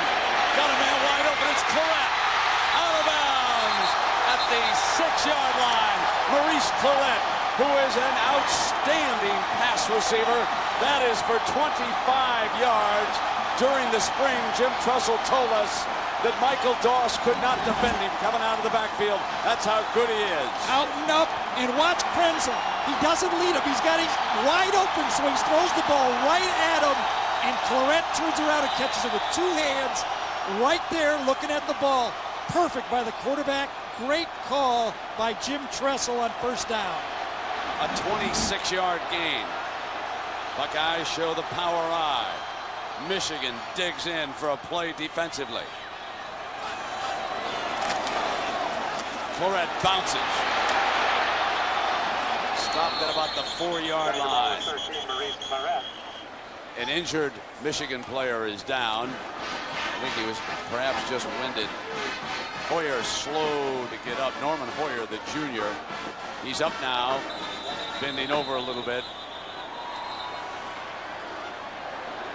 Take a look at the 2 running backs. Clarett now with 117 yards, averaging almost 7 yards a pop. He has scored the game's only touchdown. You can see that Perry, although he has run well, has been limited to only 2.7 yards a carry. And the Buckeyes with Clarett over on the sidelines been taken out. He wants to be in there, doesn't he? He wanted to be in there. Now in this situation before against Illinois, they ran the stretch play to Maurice Hall. Is Hall in the game or is it Lydell Ross? It is Maurice Hall.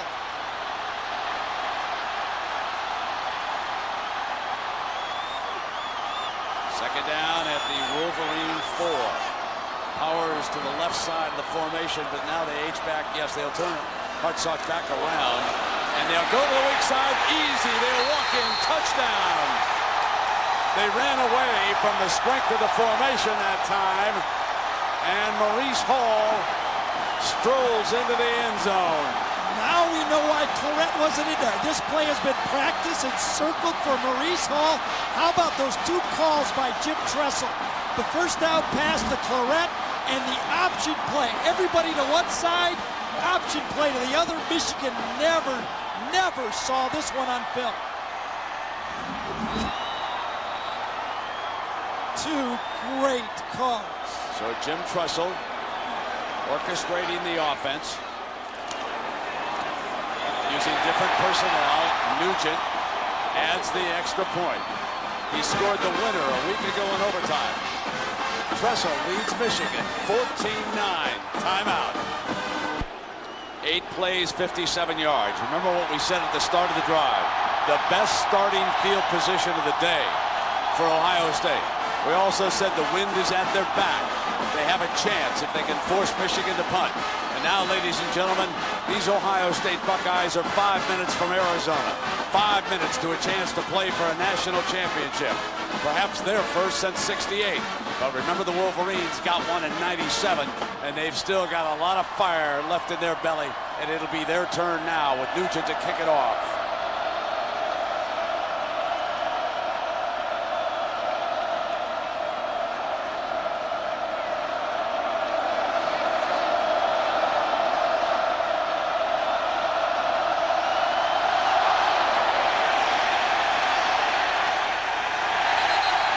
The 20-yard line. Let's go back to the TD, Gary. Overloaded on this side by Ohio State, and watch Cato June. He sees it, starts to smell, and cheats to the other side. Oops!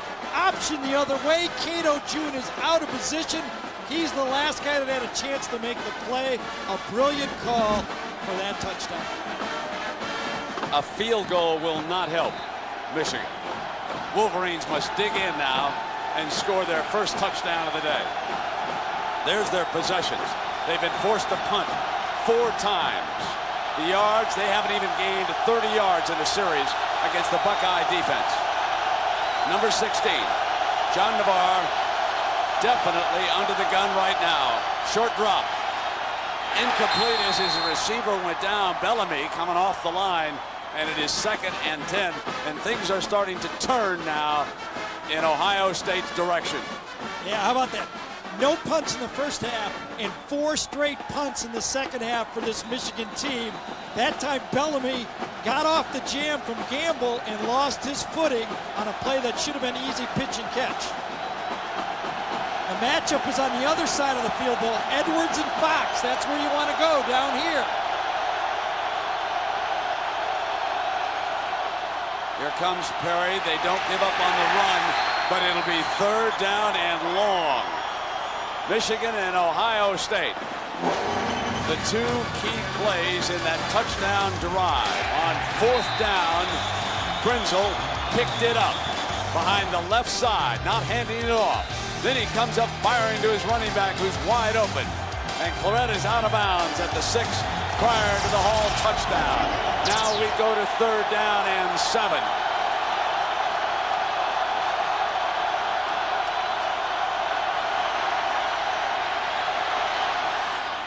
Incomplete, and Fox was riding the receiver, and there's a penalty flag thrown by the linesman as Fox was all over the intended receiver. Came right over his back. Ohio State went with about a 3.5-man rush, 3 up front, and Will Smith came in real late, and that's just too much time for Navarre. There's the matchup. Bellamy, they're going to throw at Fox when they want to. Fox must make a play. Pretty good position this time. The ball slightly underthrown, and he goes through the back. Here he is down here. The ball comes right in that area. Look at this. 3-man rush. Ball is thrown in the dig. And man, that was very, very close. I actually thought Fox made a pretty good play on that one, but his he came through with his shoulders and hit Bellamy on an underthrown ball. Ball is brought out to the 38-yard line. 1st down after the 15-yard penalty. Navarre to throw on 1st down, incomplete. Edwards can't hang on.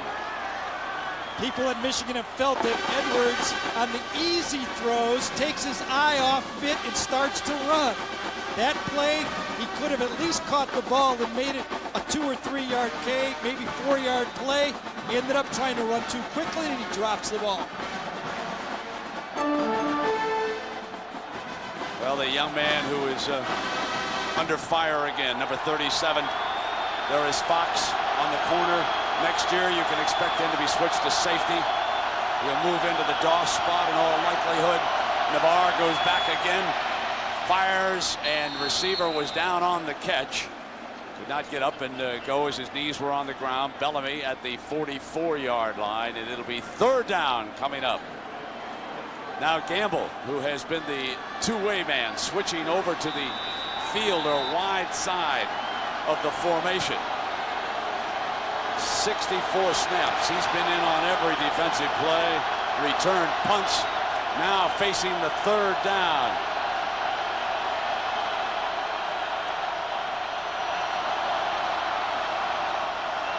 Short drop, firing, deflection, incomplete. It's 4th down. Hold it.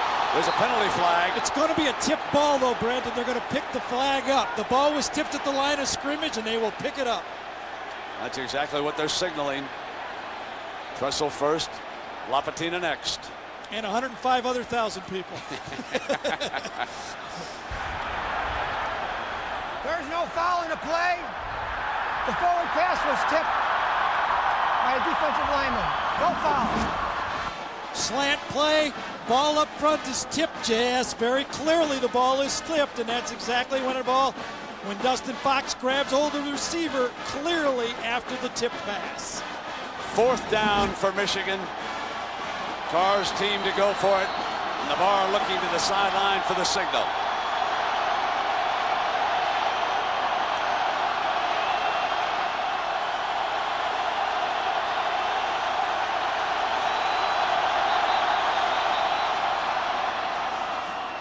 Timeout has been called prior to the snap. Buckeyes are 3:22 away from a trip to Arizona. Timeout. Log on to bcsfootball.com and vote now for your favorite tailgate in the Dodge BCS Tailgate Challenge. You can end up tailgating this year at the Nokia Sugar Bowl with Dodge. 4th down against the Bucks coming up. Wolverines need 4.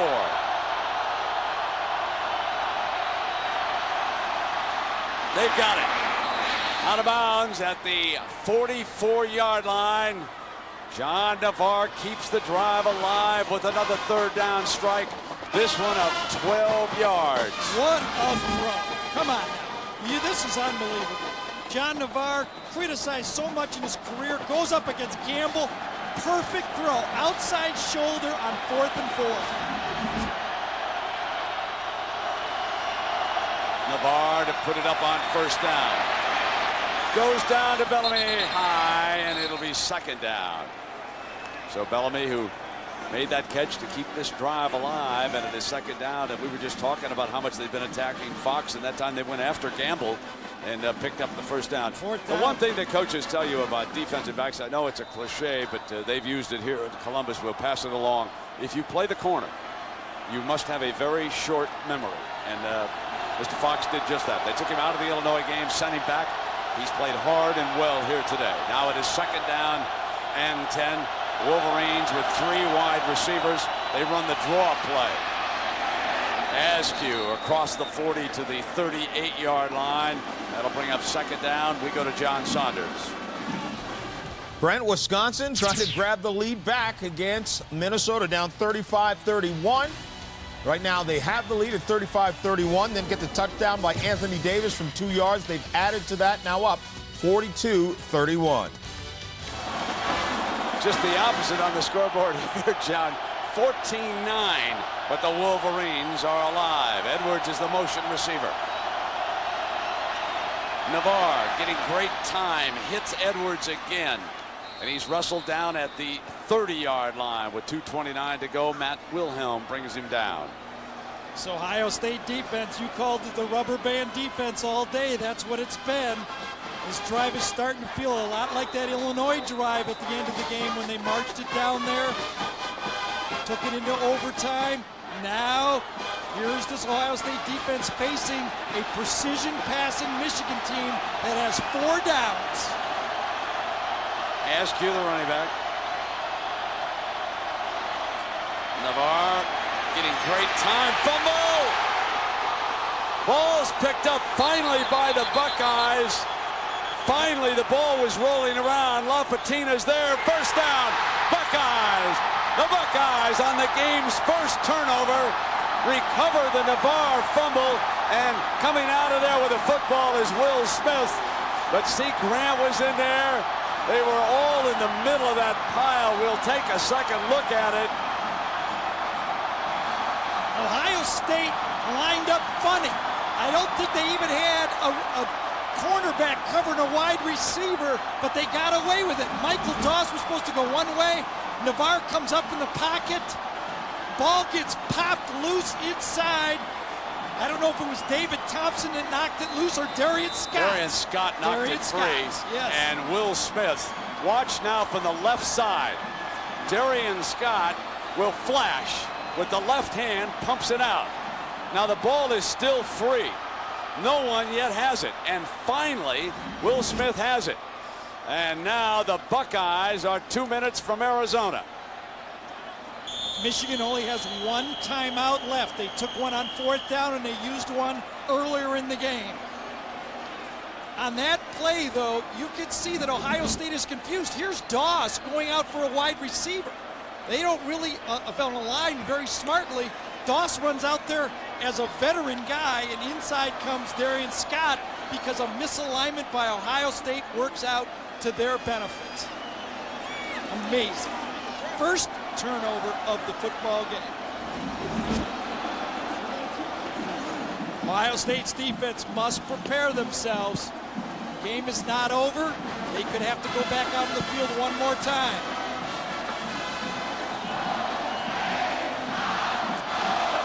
Jim Tressel's telling his guys, no penalties, ball security. The worst thing we can do now is turn the ball over or get a big penalty. If we have to punt, we're at least going to be able to bleed the clock. The other thing he's telling Brent is don't run out of bounds.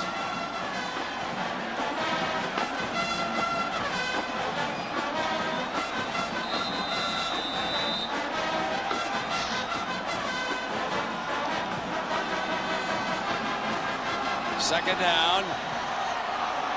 for the Buckeyes.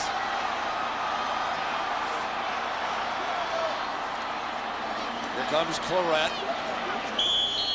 Stopped after a yard or two. Lazarus, who's played well as a defensive tackle.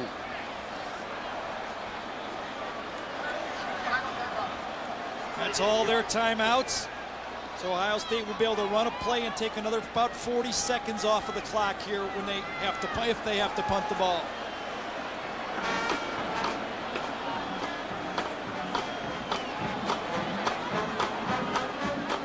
So Maurice Claret with 117 yards today, 19 carries. And so he turned out to be the wild card, huh? He had to come through in this football game. He was itching to go last week, but Tressel rolled the dice and waited for today against Michigan, and it paid off so far.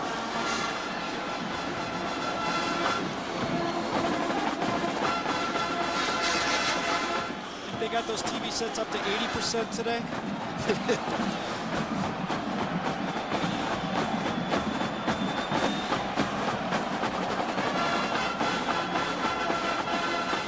There have been so many frustrating moments for Ohio State football teams in the hands of Michigan.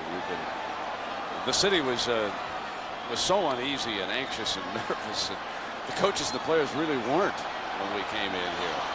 It has been the fans, and they're not going to breathe easy till the next 2 minutes run off the clock. Claret ducking and diving, but not many, and that's going to bring up a 4th down as Scott McClintock steps in there, and Michigan certainly not giving up. Well, today's Chevrolet players in the game. How about Michael Doss? How about the game he played today for Ohio State? Braylon Edwards, the wide receiver, 9 catches, 96 yards, and he looks like he's going to have a great career up at Ann Arbor. But it was Michael Doss, Donnie Nicky. Doss today with 13 tackles, and they almost jarred the ball loose for a fumble a short time ago. They ruled it an incomplete pass. He's just a terrific leader there. You saw Nicky back there, number 25. You cannot say enough about these two leaders down the middle for Ohio State. So Michigan will get the ball back with about a minute to go in the game. Both teams have used all of their timeouts. So even if Ohio State, as they burn one here to run the clock all the way, needed in the last minute to take some time, they could not even rest with the timeout. Let's go down below to Chad. Well, Brent, one of the changes between this Ohio State squad and coaching staff and the one that preceded them was the embracing of this Ohio State-Michigan rivalry. As soon as Jim Tressel arrived here, he didn't treat it like any other game. He said this is the most important game each and every year. And he has done that. He shut down access to the players this week, not because he was concerned, but because that's what goes with a rivalry, Brent, as you know. When we walked into the lockers, it was up on the walls everywhere. Give 110%. Leave it all out on the field. Jim Tressel has embraced the history of this 99-year rivalry and has used it to motivate his players. You know, Gary, I was looking at Jack down there, and I happen to know on good authority that hat was given to him by a Montana Wrangler by the name of Will Smith. Ohio State has only had one punt partially blocked all year, and that was against Minnesota. 4th down, and here comes the punt. Michigan coming after it, but Broom slams it out of there. Curry on one hop. Gamble can't bring him down. Reynolds is right there, and he's out of bounds at about the 20-yard line. So it's about 80 yards, 58 seconds coming up here for the Wolverines, and the way they can stop the clock, of course, in the NCAA football is with the 1st down. It's a long, long way to the end zone for Michigan. And those long-suffering Ohio fans who've lived with the drive from John Elway for the Cleveland Browns and the fumble and Michael Jordan's shot in basketball, and since 1968 here in football, are not resting and relaxing. There's still 58 seconds to go in this game. Navarre. Incomplete. We're back to Chopru to trying to get the ball, and the clock stopped out of bounds. Well, ABC Sports is online at ESPN.com. The keyword is ABC Sports. Get all the scores if you check in with ESPN.com. You know, in the old days, we used to say that none of the networks gave us enough scores. And now if you got a computer, never miss a score. Here comes Navarre, down, firing, incomplete.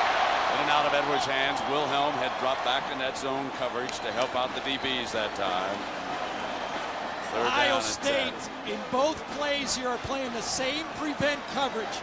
Michael Doss is sitting in the middle of the zone, about 18 or 20 yards deep. Everyone's forcing the ball to the inside. There's number 2. He's going to read the quarterback's eyes and stay right on the inside for all the crossing routes. He's the wildcat. The clock cannot move fast enough for Jim Trussell and the Buckeyes. Incomplete. And Will Allen, the nickel man, number 26, comes up now under 42 ticks and 1 play left for Michigan to keep this going. 4th down and 10. Perfect time for the prevent defense. You've got your best player in the middle reading the quarterback's eyes and everybody forcing their man towards number 2. The Big Ten Conference is 42 seconds away from putting its first team ever in a BCS championship game. We are 5 years into that deal, and this would be the first appearance for the Big Ten. Navarre fires, and Wilhelm rides the receiver down, but they'll stop the clock with 35 seconds. And again, John Navarre, that time on 4th down, picking it up. They are 12 of 21, Michigan is, on 3rd down here today, and now they pick up a 1st down on a 4th down. Navarre's been getting tremendous protection, too, against this 3-man rush. On the move, fires back across the grain, and Doss had coverage that time. No chance for a completion. That's the defense. Force them inside. You can see that this Ohio State defense is going to force everybody. There's a corner, there's a cornerback. They're both faced in. They're saying, you're not getting outside me. We're going to force you into number 2. He's the robber inside, and he's the guy that makes the play and really interferes on the play on that one. 2nd down and 10.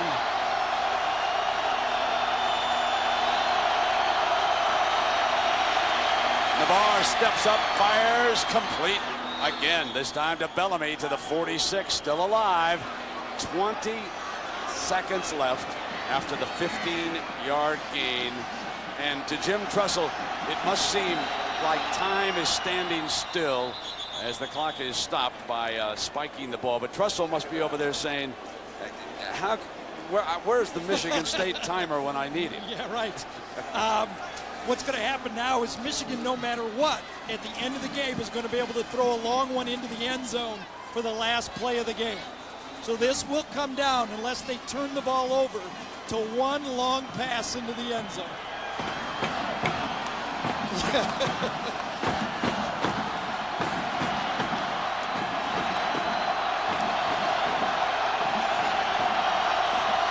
Wolverines at the 45. Navarre. And that time Gamble broke it up, but he interfered. So it'll be 15 more yards, and the Wolverines are edging closer and closer. Ohio State needs to be patient. Michigan is being patient with this drive. Ohio State is not. Campbell, watch this. This is an easy play, but he puts his arm in the back of the receiver. An easy call, pass interference. Doss got away with one early, but you're not going to get away with 2. 14 seconds to go. Ball at the Buckeye 41-yard line, and they staff helping keep Lloyd off the field.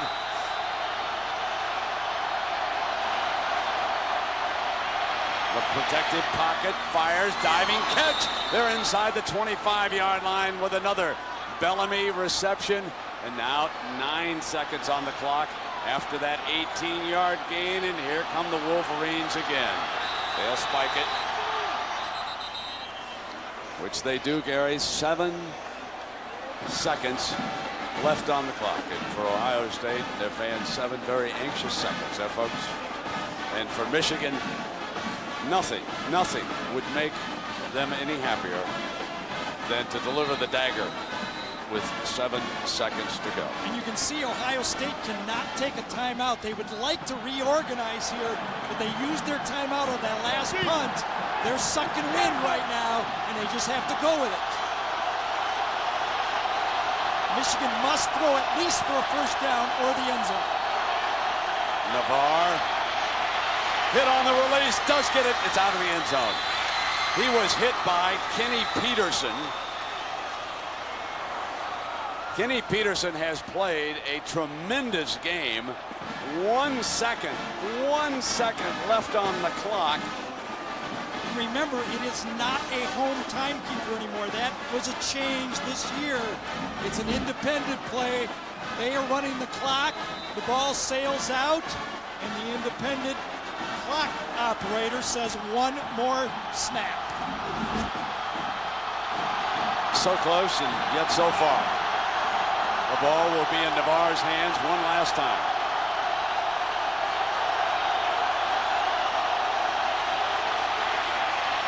Fires in zone, intercepted. Let's party, Columbus.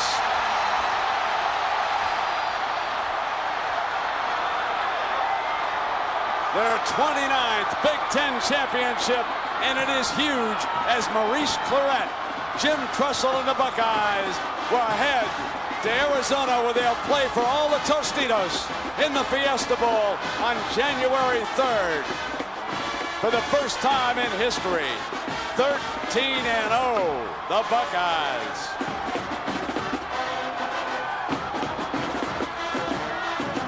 I guess that's the prevent defense to the limit right there, huh? Oh, my. And that is the epitome of bend and don't break. Let's go to Jack Carew. Coach. Okay, Jack. Okay.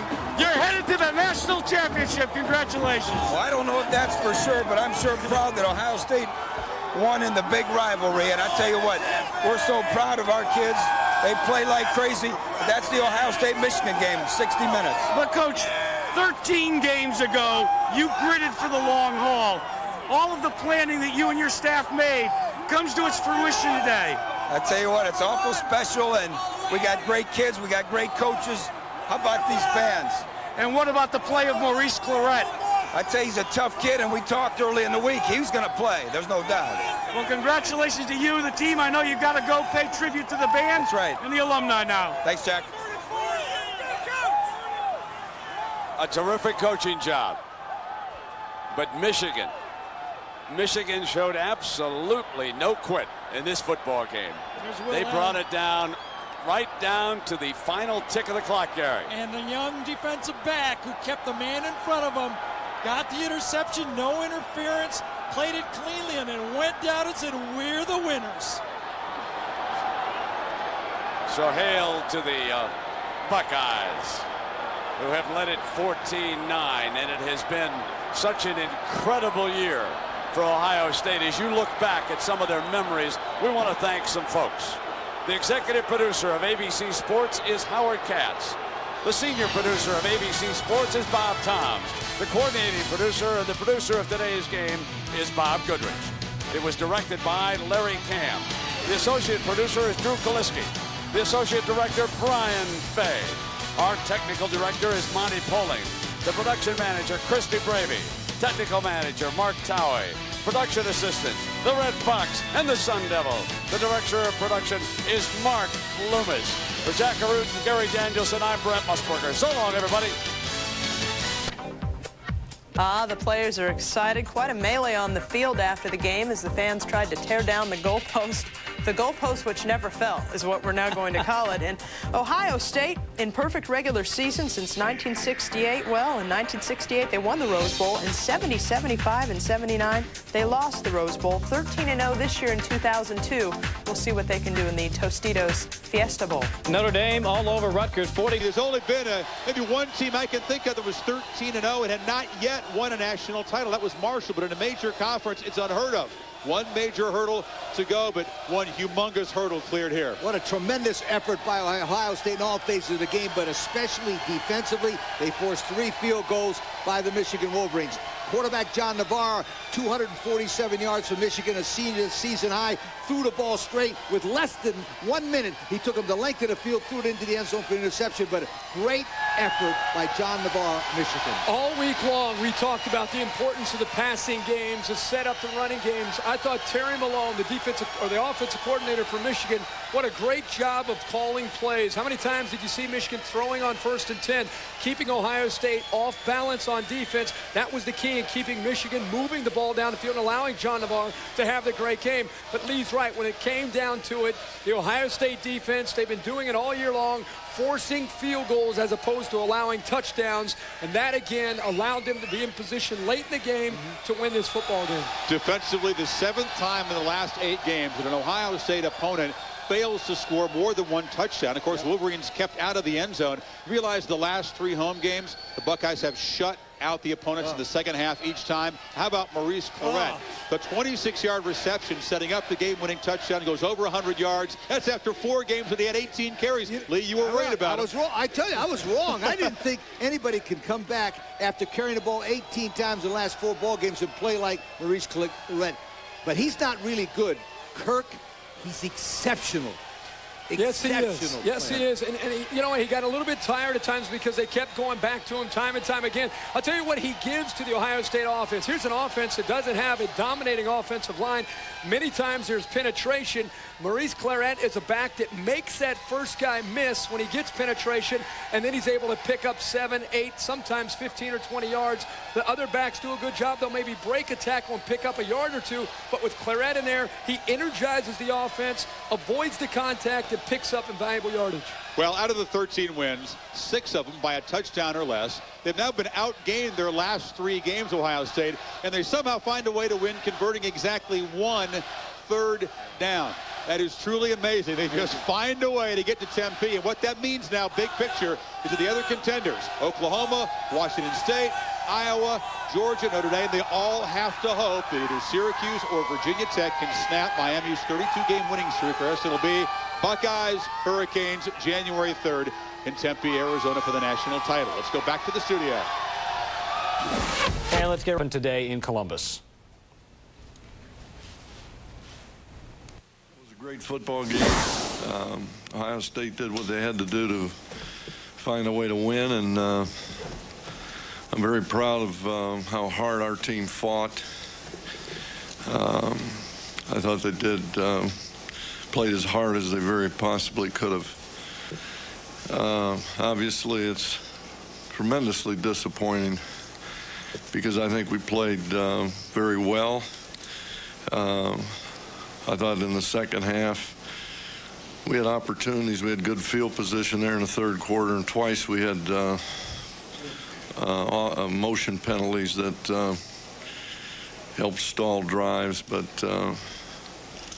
we settled for 3 field goals, and Ohio State got 2 touchdowns. But I thought defensively we played well, and I'm particularly proud of the way we played defensively in spite of losing Carl Diggs there in the second quarter. That was a big loss for us.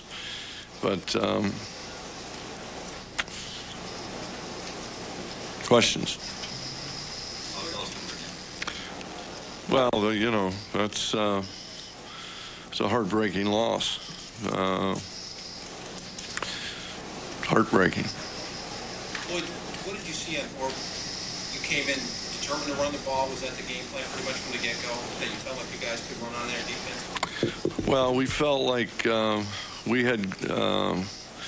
were the most balanced offensive football team they had played, and we felt like we could run the football enough to stay out of a lot of third down and long situations, and we were able to do that. And I mean, when you look at the stats, the important stats, third down conversions, time of possession, total offense, I mean, you know, I think we played well.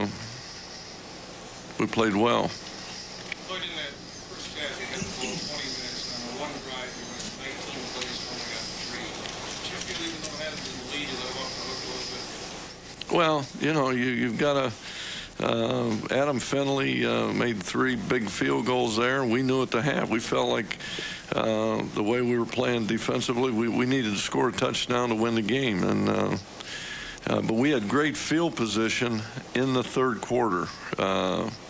We took the ball, took the opening kickoff and moved it, but we got a motion penalty and ended up punting, and then we got the ball back. Our defense stopped them. We got the ball back with great field position, started to move it, and got another penalty. So, you know. Those crowd noise kind of things, what do you think? I mean, Oh, yeah. Yeah, I think I think it's, you know, that's part of playing on the road. And we had 3 of those today. But, you know, they hurt you, obviously.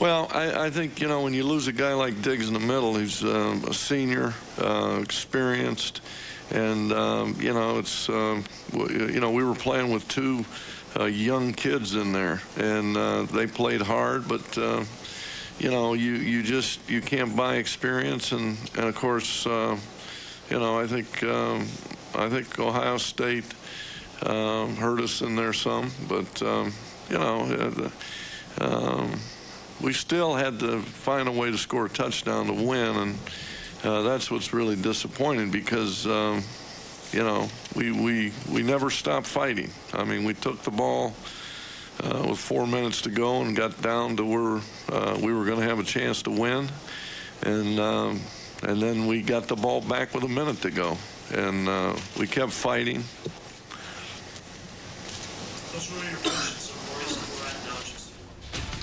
We move on. Florida State, ranked number 14 in the nation, trailing NC State in the first quarter as the Wolfpack have put up a field goal. It's 3-0.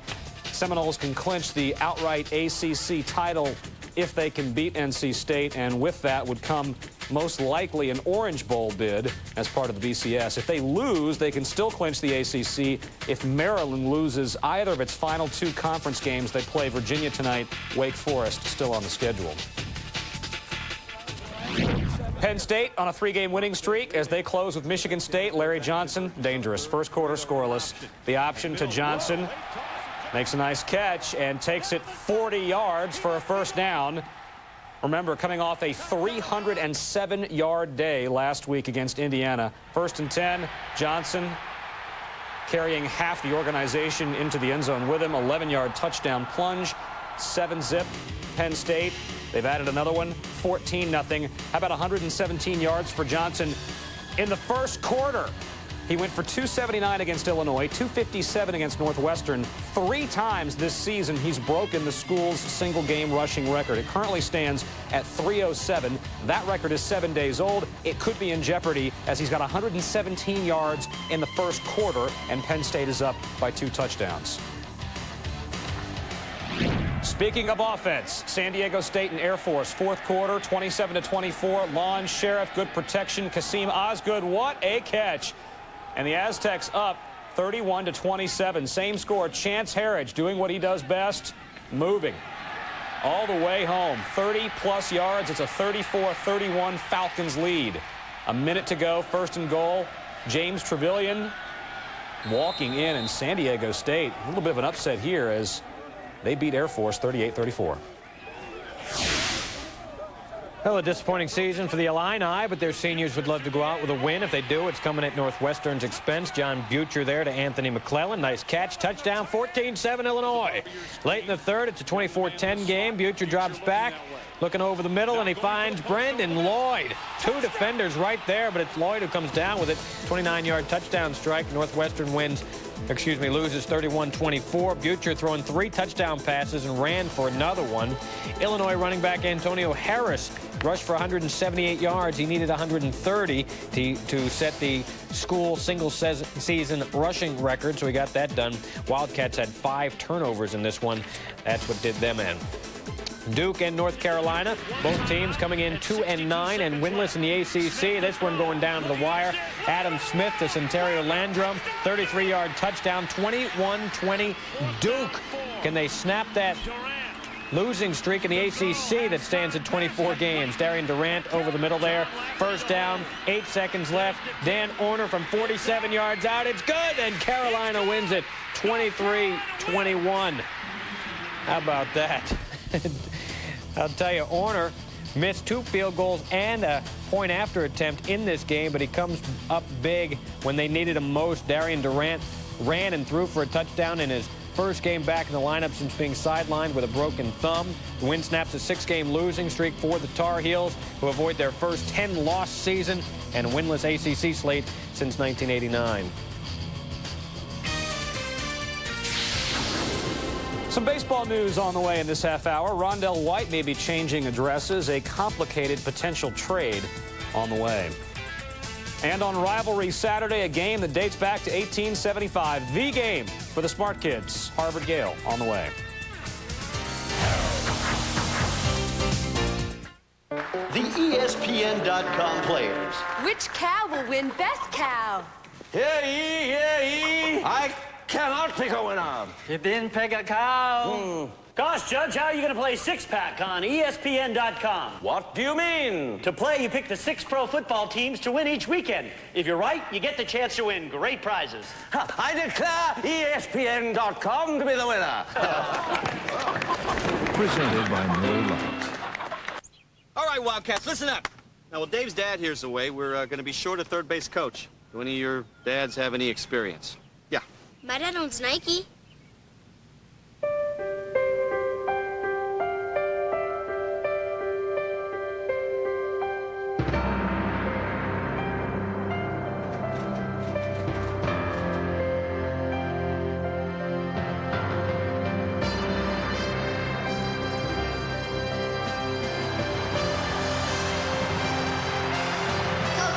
Coach, there's my dad.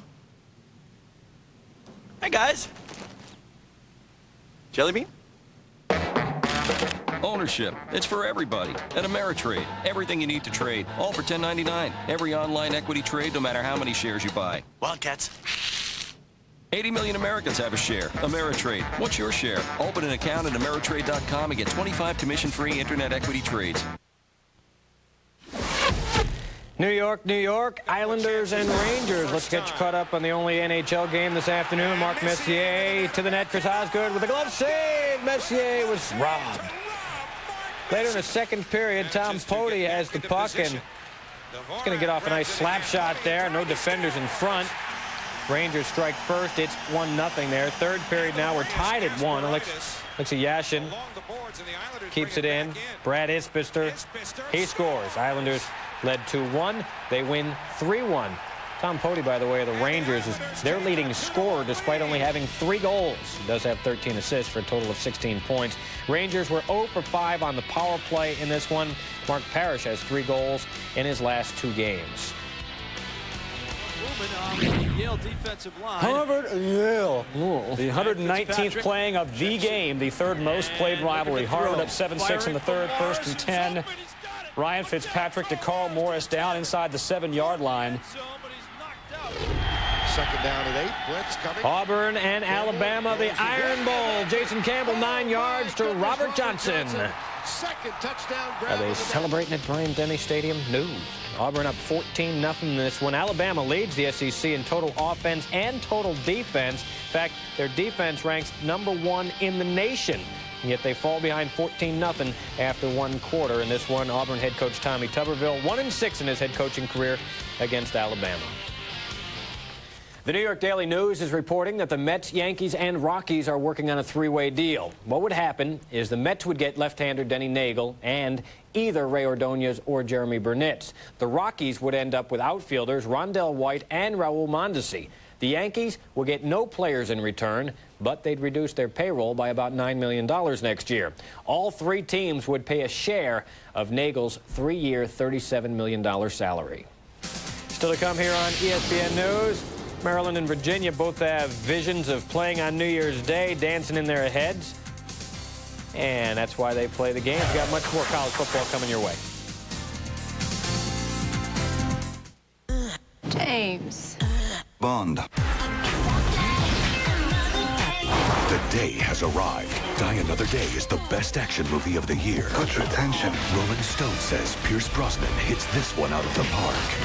Halle Berry kicks butt. Who sent you? Your mama. The stunts and non-stop action will astonish you. The biggest Bond of them all. So you live to die another day. Die Another Day. Rated PG-13. Now playing. He was a callow 15-year-old with a devilish lock of waxed blonde hair when he made his first basket on these courts. In the evenings, 1,000 or more townsfolk would watch him school the city boys from Indy in rec league games that paved his way to stardom. Now Mount is 54, remarkably lean and still blonde, still shooting more than 500 graceful jump shots a day, raining baskets that nobody sees.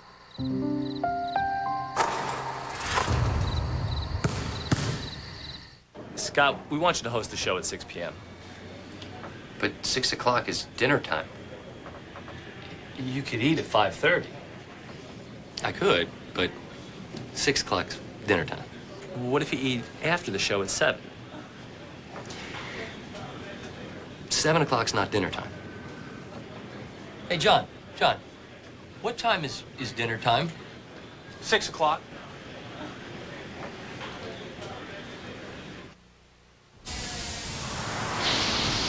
Plenty of action around the nation in college football. Penn State, Michigan State. Nittany Lions already with a 2-touchdown lead in this one when Bryant Johnson returns the punt, and he's not going to stop till he reaches his final destination. That is the end zone. All the way back for Penn State. They take a 20-0 lead there with the extra point, and either it hasn't happened yet or it was no good. We'll update that for you as the day continues. But you see Zach Mills already 3 of 8 for just 33 yards. But Larry Johnson carrying the load, 11 carries, 117 yards and a touchdown. Penn State all over Michigan State early in this one. Believe it or not, if Maryland can beat Virginia tonight, the Terps will match their win total from a year ago when the Turtle was the media darling of college football. Maryland lost 2 of its first 3 games this season, in fairness, to Notre Dame and Florida State, but they've won 8 straight since. Tough going tonight, though. The Terps have lost 5 straight in Charlottesville. Last win there was 1990. Dave Ryan has more on Maryland and UVA. Here on Virginia's beautiful campus in Charlottesville, there's a lot on the line between these 2 bowl-bound teams. For starters, 2nd place overall in the ACC and a spot in this year's Gator Bowl. For Maryland, maybe even more. If the Terps win out their last 2 games and get some help from Florida State, Maryland could sneak into the BCS. Florida State has a stronghold on the ACC, the league's only unbeaten team. Maryland hoping NC State could upset the Noles this weekend, while the Wolfpack is trying to stop a 3-game freefall. Maryland's success is closely tied to quarterback Scott McBrien, who coaches say, after needing time to grasp a complex offense, has really thrived. Running back Chris Downs has taken over for injured Bruce Perry and exceeded all expectations, needing just 5 yards against Virginia this weekend for 1,000 on the season. Perry is as close to 100% as he's been all year, giving the Terps a dangerous 1-2 punch. 2 backs, each capable of a 100-yard day against the Cavaliers. It'll be senior day here at UVA. 21 players to be recognized for their on-field accomplishments throughout their Cavalier careers, which they hope includes a win over Maryland, a red-hot Terrapin team, winners of 8 in a row, but a program that has not won here in Charlottesville since 1990. We're getting ready to turn this thing around and get back to our top stories. At the tippy top, the Buckeyes hoping to get a shot at the title. Stay with us. This is the sound. These are the results. Can you feel it? Can you hear it? This is the sound of the PowerFlex by Gold's Gym, the authority since 1965. Gold's Gym gives you one powerful machine with 65 club-quality exercises and up to 410 pounds of resistance to build muscle, define muscle, lose fat, all in just 6 weeks or less to get you the body you've always wanted. Guaranteed.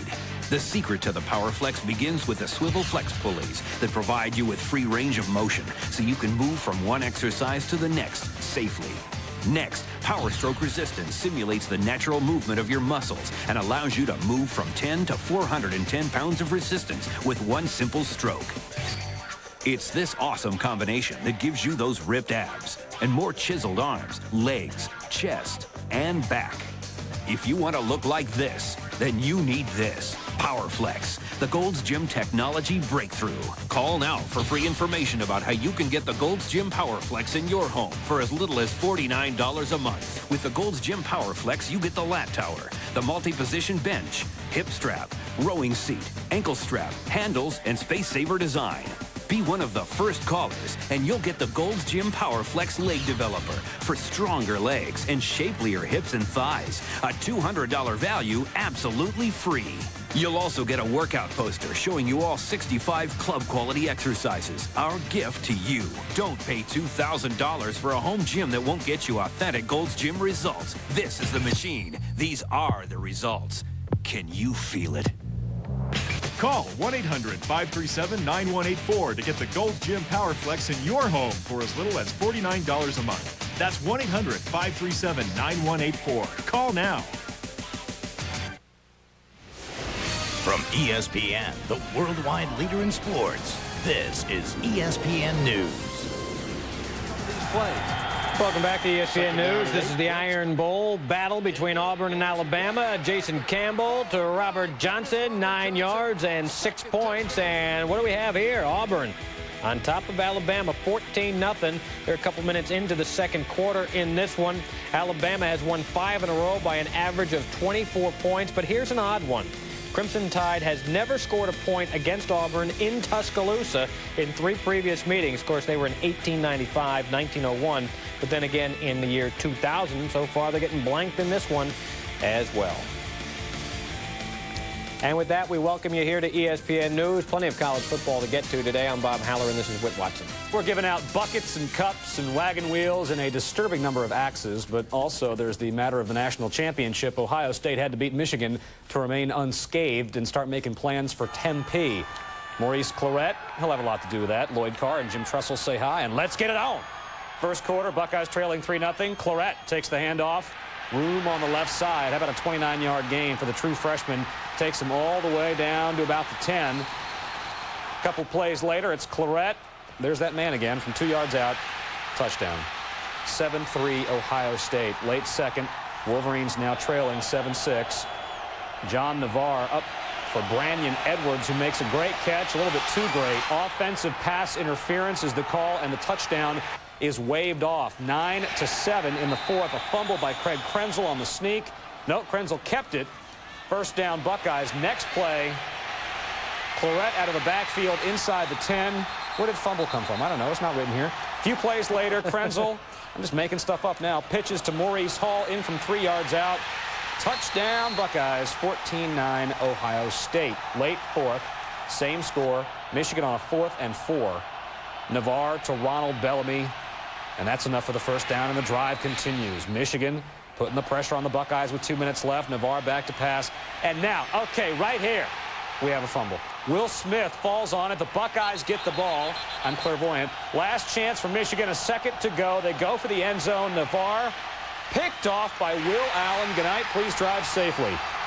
14-9 is the final, and Ohio State, with the Fiesta Bowl officials looking on in Columbus, win it by that 14-9 margin and stay undefeated. They're 13-0, 8-0 in the conference, entering that final regular season game against Michigan with visions of the national championship as they did in 93, 95, and 96.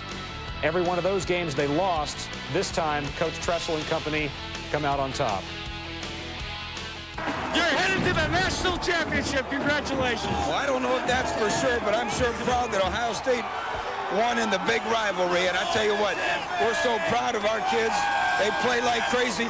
That's the Ohio State-Michigan game, 60 minutes. But, Coach, 13 games ago, you gritted for the long haul.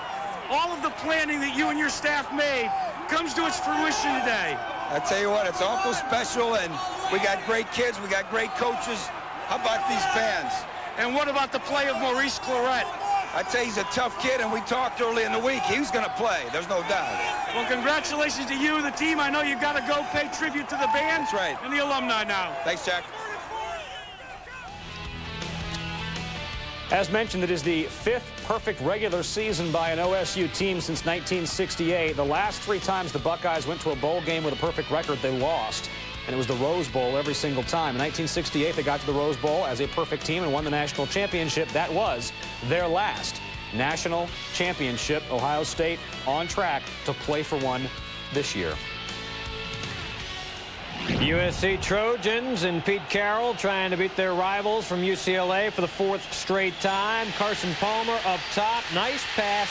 Better catch from Kareem Kelly. 34 yards. First points of the game. Later, it's Palmer from his own 49-yard line. Back and throwing deep. Perfect strike. Gets that one to Kerry Colbert. 51 yards on the touchdown reception. This is the 8th time this year that Palmer has thrown at least 2 touchdown passes in a game.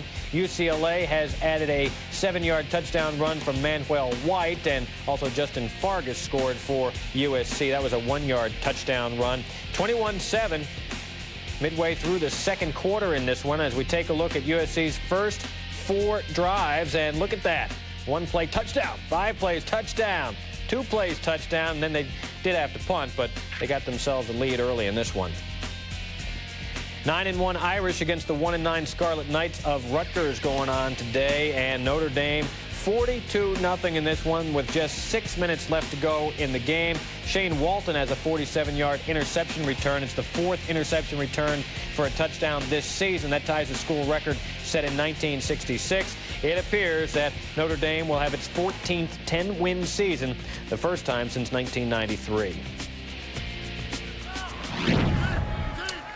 K-State taking on Mizzou. Scoreless in the first. Off the punt, Terrence Newman takes it at about the 30, and he is going to do some things. All the way home, 30 seconds into the game, it's already 7-0 Wildcats. You saw Bill Snyder there at the top. 5 times under Bill Snyder, the Wildcats have won 10 games in the season. They are going for win number 10 today. Prior to the current run, the last time K-State reached 10 wins was 1910, and that was the only time they ever did it. They've done it in 95, 97, 98, 99, and 2000 with a chance to do it today. 10-0 in the second.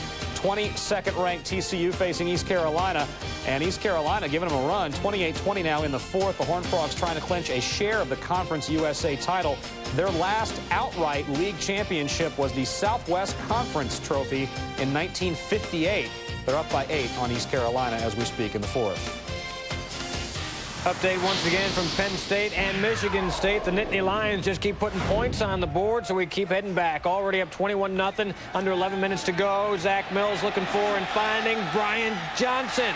Name we just mentioned a bit ago because he had the punt return for a touchdown, that time on the receiving end. And Penn State all over the Spartans, 28-0. Michigan State has dropped 5 of their last 6 games. And as we continue to follow Larry Johnson's progress, 13 carries, 130 yards with 1 of the 4 Penn State touchdowns. Now let's take a look at more college football action. NC State going on against FSU. Wolfpack going for the field goal, but no, they decide to fake it. Then they fumble the ball. They didn't plan on that. Michael Boulware picks it up, so instead of getting 3 points for themselves, they try to be a little fancy. And FSU brings it all the way back for the touchdown. So that's a 10-point turnaround. Not bad. See how it works there? Florida State leading 6-3 now. As we take a look at Rivers with 7 of 11 for 59 yards. And FSU looking for their 8th perfect ACC record since 1992. They tend to dominate the conference. It's not all college football today, though. We've also got college hoops coming your way. The Georgia Bulldogs are ranked 16th, but they're still looking for their first win. And it is hard to figure how Larry Johnson doesn't fumble all the time, considering he's not just carrying the ball, he's carrying Penn State. We'll carry on with Lions and Spartans video. You know there's going to be more updates from that one coming up.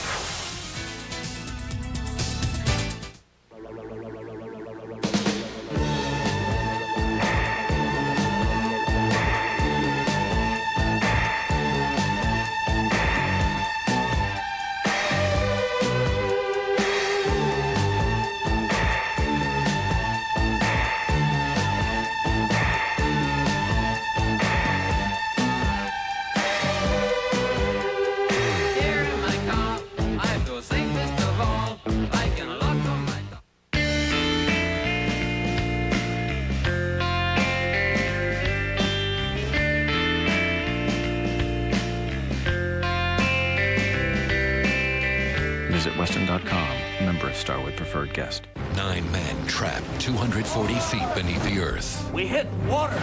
Get the hell out of there. You saw it on the news. My husband's down there. Now, ABC presents the world premiere movie. Drill here. If you're wrong, 9 men are gonna die. Hold on!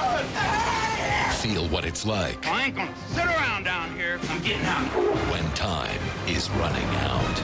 Never thought I'd die like this. Escape from Darkness. The Pennsylvania Miner Story, Sunday at 9/8 Central on ABC.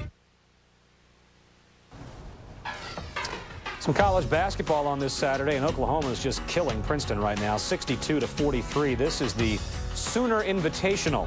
Oklahoma beating Cal Irvine to get to this game. Princeton knocked off Western Michigan.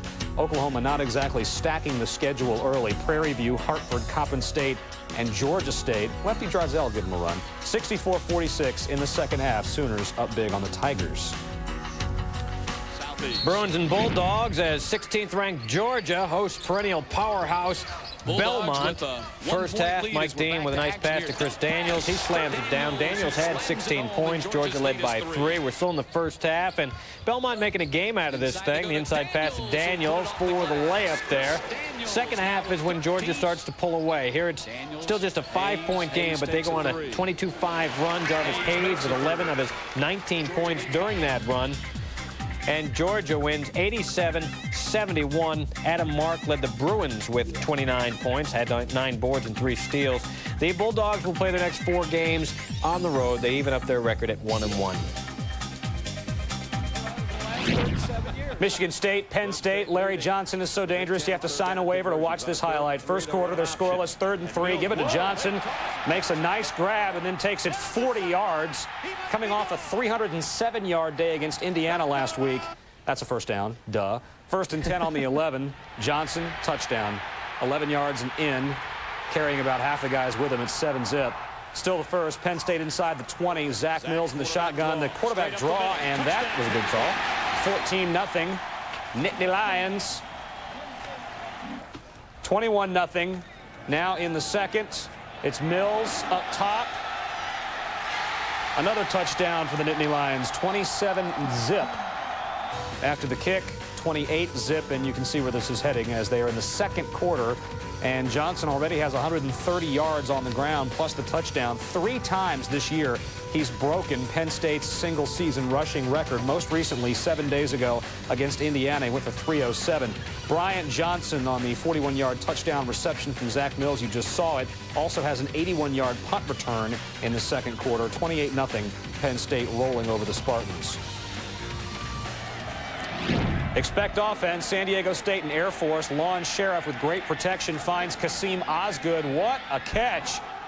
With Falcons draped all over him. San Diego State up 31-27. Same score now. Chance Harridge doing what he does the best. He is on the move. Harridge with a record in this game. Single season record for touchdowns by a quarterback for Harridge. But San Diego State will come out on top as James Trevelyan scores, and 38-34 is the final. So the Aztecs upsetting the Falcons. Chance Harridge, 4th time this season he's had 4 total touchdowns, rushing and passing. And as mentioned, an NCAA single-season record for TDs by a quarterback, as 3 of those came on the ground. Just the 5th win for San Diego State in their last 18 games. You got Illinois and Northwestern here. Second quarter action. John Butcher throws it to Anthony McClellan. Nice touchdown catch right there. 14-7 Illinois. Butcher had 3 touchdown passes, and he ran for 1. Here's another one of those throws. This one to Brandon Lloyd. 31-24 is the final. USC and UCLA going on it at the Rose Bowl. Carson Palmer with a couple of touchdown passes early in this one. And Mafala McKenzie over the middle, looking for the ball, and he gets it right in his hands. Carson Palmer with his 3rd touchdown pass, already 12 of 16 for 162 yards. USC jumping out all over UCLA, 28-7. More updates on the way here on ESPN News. Now let's take a look at ACC action. North Carolina riding a 6-game losing streak with its season finale against Duke. Duke with 24 straight losses in ACC games, but right there, they take a 21-20 lead with under a minute to play. 8 seconds are left when Darian Durant goes over the middle to Sam Aiken. We're going to set up a field goal attempt from 47 yards. Dan Orner, he missed 2 field goals and a point after attempt earlier in the game, but Carolina comes back to win it 23-21. And yes, another loss for Duke in ACC action. It's also their 7th straight loss overall, their 13th straight loss against Duke. And Duke had, UNC had 437 total yards. They've had 400-yard games in 10 of the last 13 meetings against Duke. Some baseball news. Astros outfielder Richard Hidalgo is resting at home after being shot in the left forearm during a carjacking. The attack took place Thursday near Hidalgo's home in Valencia, Venezuela. He's expected to come back to Houston on Sunday night. Political unrest and a high crime rate have compelled many Venezuelan baseball players to stay in the United States during the offseason. A lot of Mets fans are probably wishing that Jeremy Burnitz would leave town. They may get their wish. Baseball notes continue on ESPN News when we return.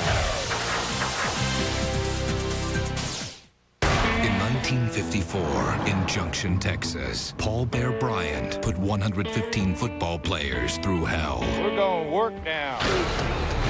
You damn near killed my friend. He ain't quit. But those who survived lived to become champions. One heartbeat. That is what we've been looking for ever since we arrived. ESPN Original Entertainment presents The Junction Boys. Saturday, December 14th, 9 p.m. Eastern on ESPN. Hey, I know you're frustrated with slow dial-up internet. And if you think you can't get high-speed internet, think again. Now there's a new high-speed internet solution by satellite. And you can get it right now. Directway is the high-speed internet that works anywhere in the continental U.S., just as long as you have a clear view of the southern sky. Interested? Thought so. Now grab your remote, flip to channel 227, and find out about the new high-speed internet option available right now. Channel 227. I'll meet you there.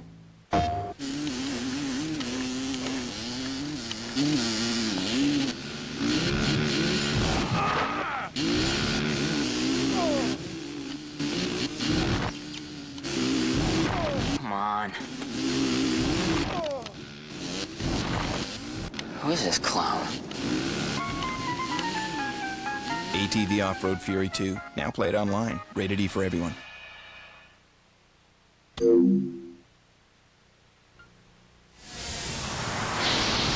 This just into ESPN News. Larry Johnson's pretty good. Penn State taking on Michigan State already up 28-zip. They're in the second. Johnson coming off a 307-yard day against Indiana last week. How does he not get tired? Exactly. This is merely a, what, 60, 65-yard touchdown run. He's gassing a little bit at the end. 34-zip Penn State in the second quarter. Johnson's numbers have not yet been updated. He's got much more than 130 yards rushing thus far. Again, 3 times this year he has set and then reset the Penn State single-season rushing record. He could be on pace to do it again. I'm thinking he's close to 200 yards in the first half already. The record now 307. It's only a week old. College kids don't celebrate with champagne, but maybe they celebrate with Tostitos. Ohio State beating Michigan 14-9 to complete their undefeated season in conference, and overall 13-0 after the game. The Buckeyes play, meet the press. I'm glad the season's finally over. You know, we worked hard all the way back in January, spring ball, summer running, and camp, and we had one goal. And our team worked hard each week, and we accomplished that goal. We're one step away from winning the national championship, and you know, I'm proud of my teammates. You know, everyone played their heart out for 60 minutes each week, and that proves, you know, that Ohio State can play with anybody. Jim, what you do in the second half to take away their success running the ball? Well, I think that the question was, what did we do in the second half to slow down their run and take them out of their run game? Michael and Donnie would know better than that. I was over there trying to figure out how to get a first down. So, Mike, Donnie, go ahead.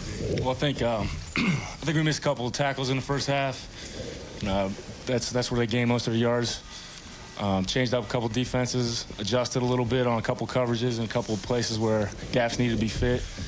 And we just played sound defense.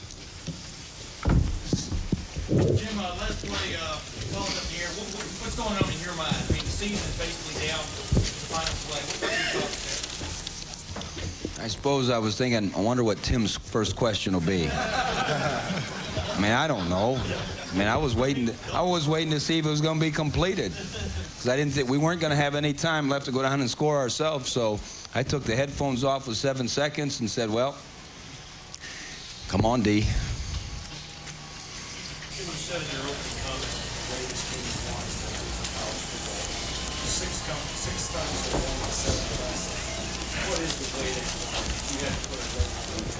I think the thing I'm most proud about the way they've won isn't the scores or comebacks or any of that kind of stuff. I think it's just that they've won with class. They've cared about each other. They've played hard together. And, you know, we're fortunate in college football to have quite a podium to make a positive impact. And I just think watching our young people go about what they do is a positive thing. It really isn't about close games or that type of thing. But the more games you win, the more people, I suppose, are watching you. And, you know, I think our guys, the way they handle themselves, have done a heck of a job. Maurice, how did you feel today? You talked about the touchdown run. I don't think too much to say. The line blocked, and I ran the end zone. How much pain did you play through today, Maurice? Oh, not that much. It looked like you were hurting after several of your early carries. You came off, you know, in the look that we've seen before earlier in the year with the arm dangling. I don't know. I really want to think about it. I just worried about getting the win for the seniors, you know what I mean? Because it meant a lot to them. I know when I was in high school last year as a senior, I really wanted the younger guys to, I'm saying, pick their performance up. So I know how they probably felt about me. They put a lot of pressure on me to perform today, and we performed. We won today. Maurice, how much were you hurting in the game? A couple times you came out and stuff. I mean, just how much of a gut check was this game for you? I really wasn't a gut check. It was just I had, 10 other guys helping me out all the time, so it really wasn't too much pressure on me. I just went out there and played my role. Jim, could you talk about the option play? How long has it been in? Yeah, tell them who caused you to call it. Well, what Maurice would like me to talk about first was the big pass play leading up to it that he caught. He nudged me under the table, and not simply that he caught it, but that he told me 2 quarters earlier, he said, "You better call that play." He says, "They can't check me." And so we waited until the opportune time, and as far as the option play, it was something that we've always kind of had as part of a package. It was something that became an active part this week. And, they do a great job on goal line defense. They do a great job on short yardage defense. And we felt like we needed to do something to block one more guy without having to block him. And that's what the option is. You don't have to block a guy. You can pitch off him. And so that's why we put it in. Maurice, why do you think that play was going to work? Were you talking about I can't hear you. Why did you think that pass play was going to work? I don't know if I said it. I kind of be making material for another person's board next year. I just felt like we can make the play. Donnie and Mike, both of you as captains, just asked Coach Gus about the last second. Tell me your feeling being so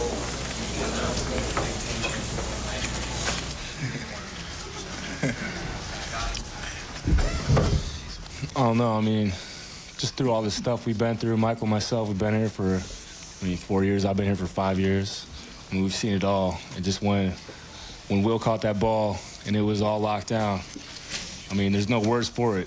I was excited. I was about to go crazy. I mean, I didn't know. There's just no words for it. I don't think it's really sunk in yet. As for me, that last series on defense, not to, get too crazy back there.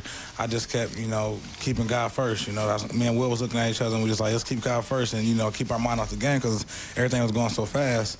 And when Will made the catch, I just started crying. I just ran to the middle of the field, prayed myself and, the usual after the game. And, I just thank the Lord, just that catch by Will just sealed it up and, it was all over.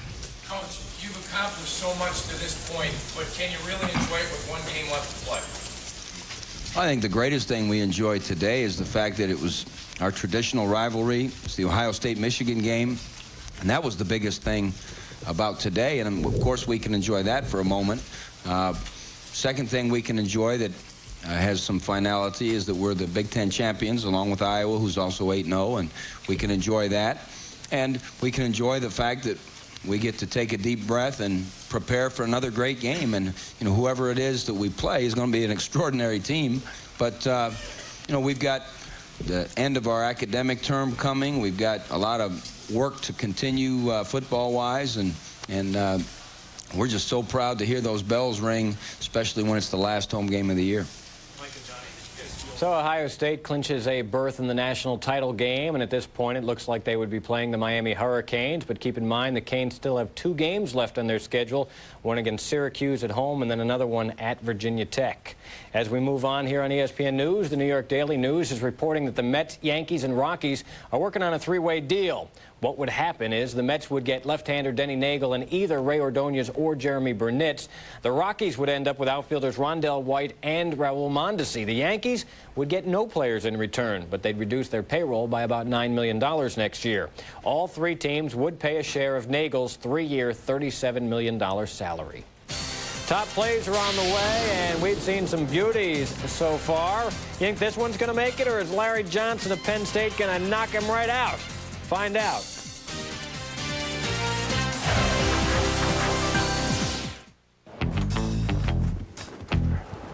Morning, Joe. New haircut? No. New shoes? No. Hey, Joe. You been working out? No. Hey, Joe. You shaved your mustache? Nope. You sure that's not a new haircut? Yes. Did you just get back from vacation? No. Did you get promotion? No. Did I? No. No. What's different? He finally asked his doctor about Viagra. Ready to ask your doctor about Viagra for the first time? Find out if a free sample is right for you. To learn more, visit Viagra.com. Ask your doctor and see the difference.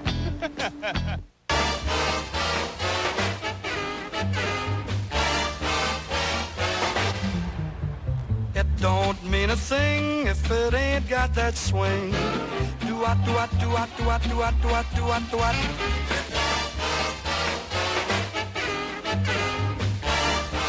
Thanks for saving the spot, boys.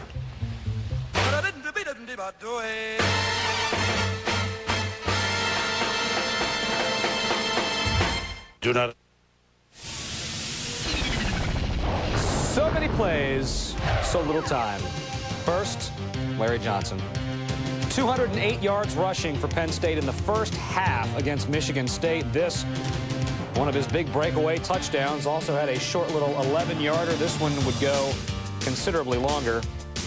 34-0 the lead as Penn State is rolling over Michigan State, and Johnson may be en route to another single-game rushing record for Penn State. Brian Johnson, no relation, taking the kick. And on the punt return, he is gonzo. 81-yard punt return for Bryant Johnson, as once again, the Nittany Lions are rolling over the Spartans today up in Happy Valley. Number 1, Peter Boulware's kid brother, Michael, off the fake field goal by NC State. Boulware picks it up, and this is, as Bob Halloran correctly pointed out, a 10-point swing. Instead of 3 points for NC State, it's a touchdown for Florida State as they try to clinch the ACC. That's what I'm here for. Much more still ahead here on ESPN News. Our very top story has a little something to do with Ohio State and their hopes to get to the national title game.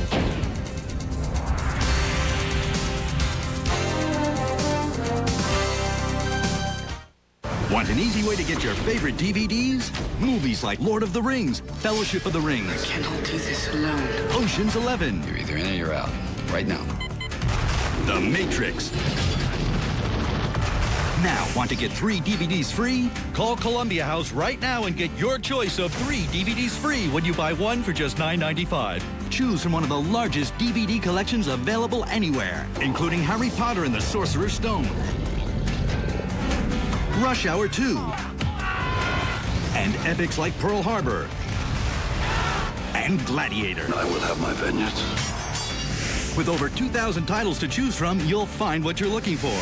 Call now and you can get not 1, not 2, but 3 of your favorite DVDs free when you buy one for just $9.95. And the shipping is free. Columbia House is your source for family favorites like Shrek. Man, isn't this romantic? And the action-packed Braveheart with Mel Gibson. They'll never take our freedom! Black Hawk Down. No one gets left behind, you know that. And Training Day. I'm the police, King Kong ain't got nothing on me. At Columbia House, it's easy to get the hottest movies on DVD, and your satisfaction is guaranteed. Choose from comedies like Shallow Hal. What is... Or the timeless romance of Kate and Leopold. Where am I? You're still in New York. Remember, right now, you can get 3 DVDs free. That's 3 DVDs free when you buy one for just $9.95. The shipping is free. Forrest Gump. Life was like a box of chocolates. A Beautiful Mind. I don't know what's real. This is real. The Green Mile and more. Take my hand, boss, please. Your favorite DVD movies are waiting for you at Columbia House. To get your 3 DVDs free when you buy 1 DVD for just $9.95 with free shipping and processing with membership, have your credit card ready and call toll-free 1-800-422-7955.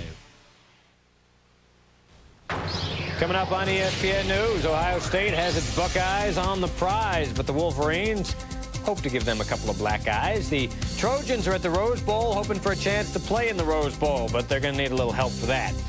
We got plays to beat the band. You think Cal and Stanford can come up with something original this time? Denny Nagel as a Met. Could be, but at least 3 teams will have to agree and help pay his way. No mascots were hurt in the preparations for ESPN News now. From ESPN, the worldwide leader in sports, this is ESPN News. All right, who's guarding Larry Johnson? Penn State up 34-0 on Michigan State. Another Johnson touchdown. This one from merely 12 yards out. It's 41-0. 238 yards rushing for Larry Johnson of Penn State. We still have 5 minutes left in the second quarter. 1 week ago, he rushed for 307 against Indiana, and that was the 3rd time this year that he broke the single-season rushing, or the single-season, single-game rushing record at Penn State.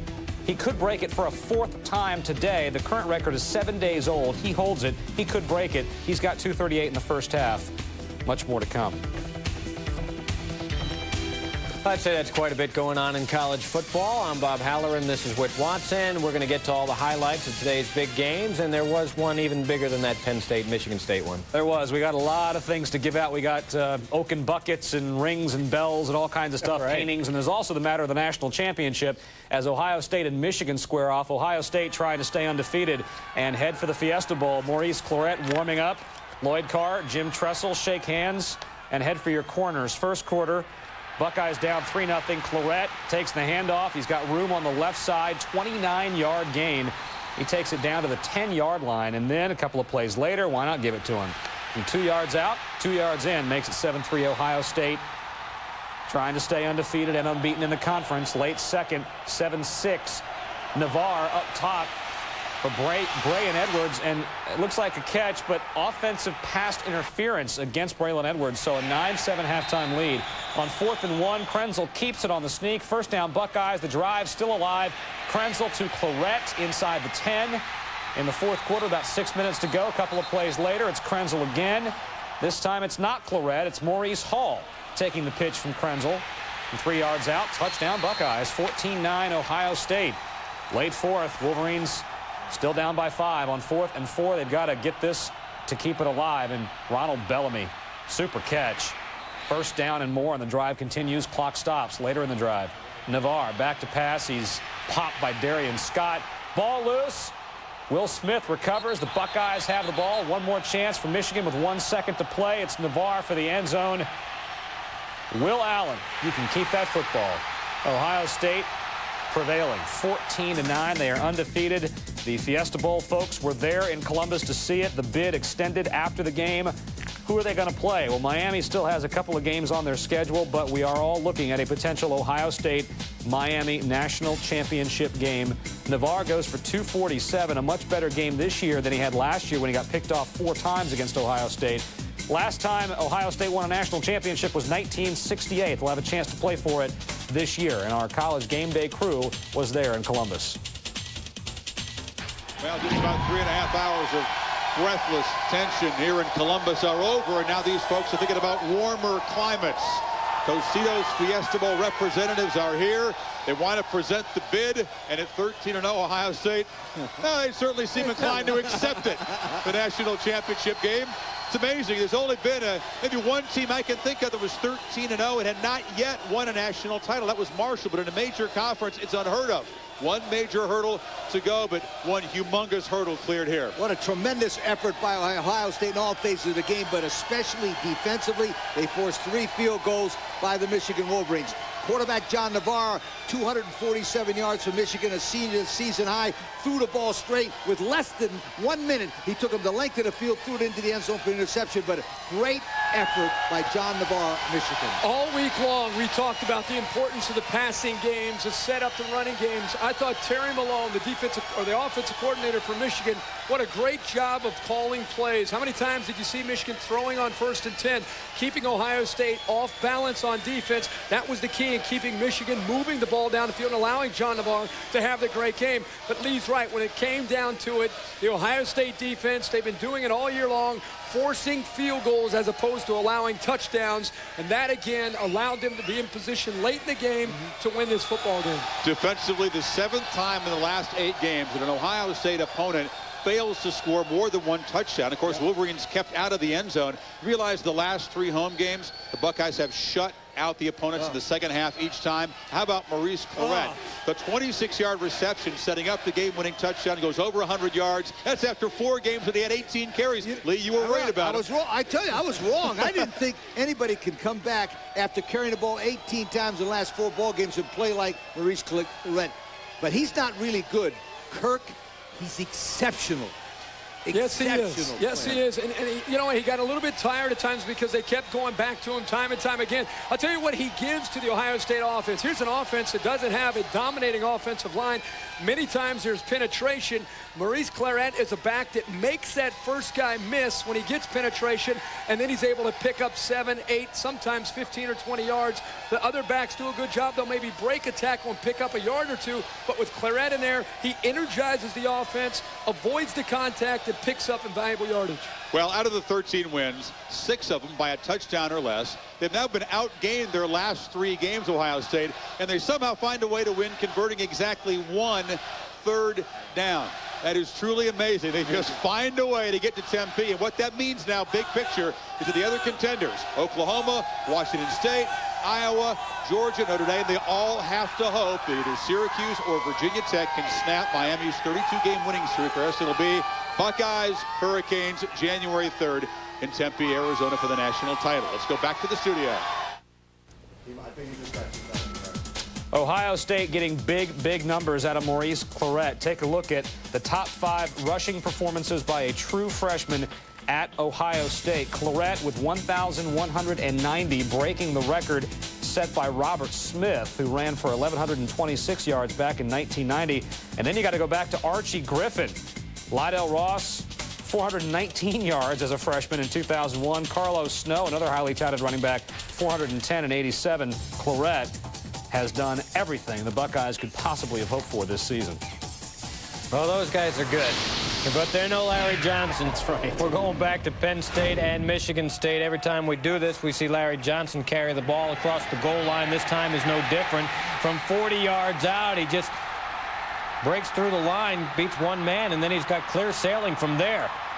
That's his 4th touchdown of the game, 2nd straight week that he's had 4 touchdowns, 279 yards, still in the first half. It's not halftime yet. And he's gone over 2,000 yards for the season. He had 307 last week, and as Whit was saying, that was a school single-game record, and it looks like as long as they keep him in the game, he's going to break that one too, but they might take him out now that it's 48-0. Of course, we got the post-game news conferences here on ESPN News, and we're going to hear from both Larry Johnson and head coach Joe Paterno after this one. Very good game for Penn State. Great game for Larry Johnson. Just keep it here on ESPN News. You'll hear from them coming up. Also got NC State and Florida State going at it. Josh Brown is the man as Florida State leads at 7-3. Time winding down in the first half, and Brown sprints to the outside. He's outrunning everybody but that guy. He's forced down at about the 5-yard line, and he'd score later. And so how about that? NC State looking for an upset The Seminoles 10-7 at the half in this one. With a win today, FSU would clinch a berth in a BCS game, but they got some work to do coming back in the second half. Adam Kiker with a 21-yard field goal in this one, and Michael Boulware with an 84-yard fumble return. All right, Pete Carroll's USC Trojans at the Rose Bowl against number 24 UCLA, and Carson Palmer having a day. He finds Kareem Kelly from 34 yards out. Palmer with a touchdown pass in every game this year. This time a little play action, then he's going deep. Looking for and finding Kerry Colbert. That was 51 yards. Palmer with at least 2 touchdown passes in 8 games this year. And he's going for a third one now. He decides he's going to avoid the rush, and he's got some wheels, so he goes down and flips up and comes down safely. Give him quality points for the landing. Justin Fargas would make the plunge from there, and then Palmer to Malafu McKenzie. There's his 3rd touchdown pass. 28-7 USC at that time, and that's how it stands right now in this one. Manuel White had a 7-yard touchdown run for the Bruins' only touchdown of the game. They've gone to the half. 28-7 score. UCLA freshman running back Tyler Ebell has rushed for over 100 yards in 6 straight games, but he didn't even make our panel. Final home game of the season for 8th-ranked Notre Dame hosting Rutgers. Ty Willingham looking for his 10th win in his rookie season with the Irish. Carlisle Holiday to Arnaz Battle, and he was pretty open for that one. Nice move right there to avoid going out of bounds, and Notre Dame takes a 21-0 lead. 1st and 10, 3rd quarter. Holiday thrown again deep to Omar Jenkins, and there's a nice catch.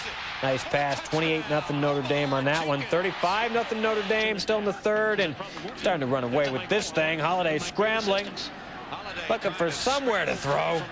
Buys himself plenty of time. You can't cover those receivers for that length of time. How about that? He just lobs one up into the end zone, and Maurice Stovall comes down with it. Notre Dame taking a 42-0 lead, and Tyrone Willingham becomes the winningest first-year coach in Notre Dame history with a 42-0 win in this one. Notre Dame has won all 4 meetings with Rutgers by a total of 197-17, and we're going to hear from Ty Willingham in just a couple of moments as we bring you the post-game news conferences here on ESPN News. This is the 14th 10-win season in Notre Dame history, the first time since 1993. They got some reasons to celebrate a fine season with another game or 2 to go, and we'll hear from Ty Willingham after this. Bill Snyder and company as K-State taking on Missouri in the first. About 30 seconds into the game, this is Terrence Newman, and this is trouble. Scoreless, gets it at the 30, gets a couple of blocks. Bye-bye. All the way home as Newman takes it back. Touchdown within 30 seconds. Kansas State leading Mizzou. It's now 17-0, and they are at the break. Under Bill Snyder, the Wildcats have won at least 10 games 5 different times: 95, 97, 98, 99, and 2000. A win today, and they get their 10th win to improve to 10-2. Take a look at what Missouri did. Their most recent 5 drives, Kansas State has been all up in their face. 3 plays and a kick, 6 plays and a kick, punt, interception, 4 plays. They turn it over on downs, and they are down at the half. Number 22, TCU. Look at this. East Carolina has come back in the 4th quarter. Less than a minute to go. It's a 31-28 lead. The Pirates are leading the Horned Frogs. TCU needs this game to clinch at least a share of the Conference USA title. They're trying to win their first outright league championship since they won the Southwest Conference back in 1958. Lonta Hobbs with a 52-yard run to make it 7-0 TCU, then an 8-yard run, then a 3-yard TD reception. 3 scores today. He had 7 all season coming into the day, but Kevin Miller's put up a few field goals for East Carolina. Now 30 seconds to play, and it is a 3-point lead for the Pirates. Still to come on ESPN News, we're not going to take our good eye off Larry Johnson for too long. You never know what this guy's going to do next. 4 touchdowns already, 4 last week. Going to keep the updated highlights coming your way. Illinois Northwestern not playing for much except for that sweet Sioux Tomahawk. That's plenty of motivation for the season finale. The most powerful game system has the best holiday offer. Now get an Xbox, Sega GT, and Jet Set Radio Future for $199.99. 2 free games, $100 value, and an Xbox, all for just $199.99. Rated E to T. For a great deal this holiday, there's no power greater than X. Here you go, sir. Domino's new Buffalo Chicken Kickers. Wow, real baked chicken delivered right to my door. You must be pulling my leg.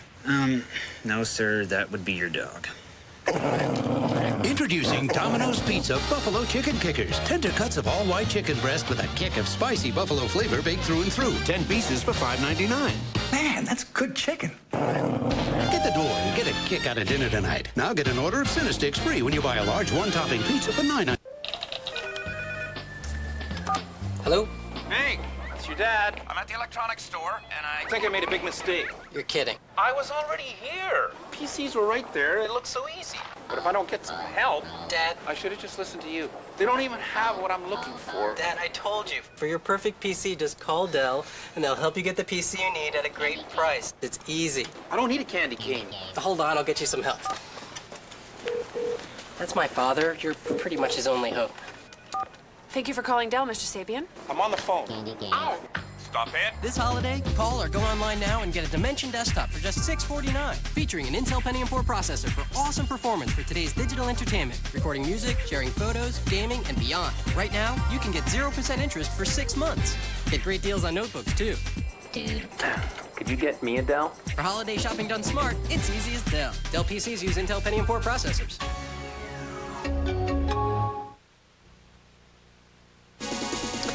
Some college hoops on this Saturday, and Oklahoma beats up on Princeton 82-63 at the Sooner Invitational. Oklahoma beat Cal Irvine to get to this point, and Princeton knocked off Western Michigan. Hollis Price with 13 points on 3 of 11 shooting. Obi Ara with 27 for Oklahoma, 3 out of 6 from downtown. Oklahoma now gets Prairie View, Hartford, Coppin State, Georgia State before meeting Mississippi State, ranked number 13. Southeast.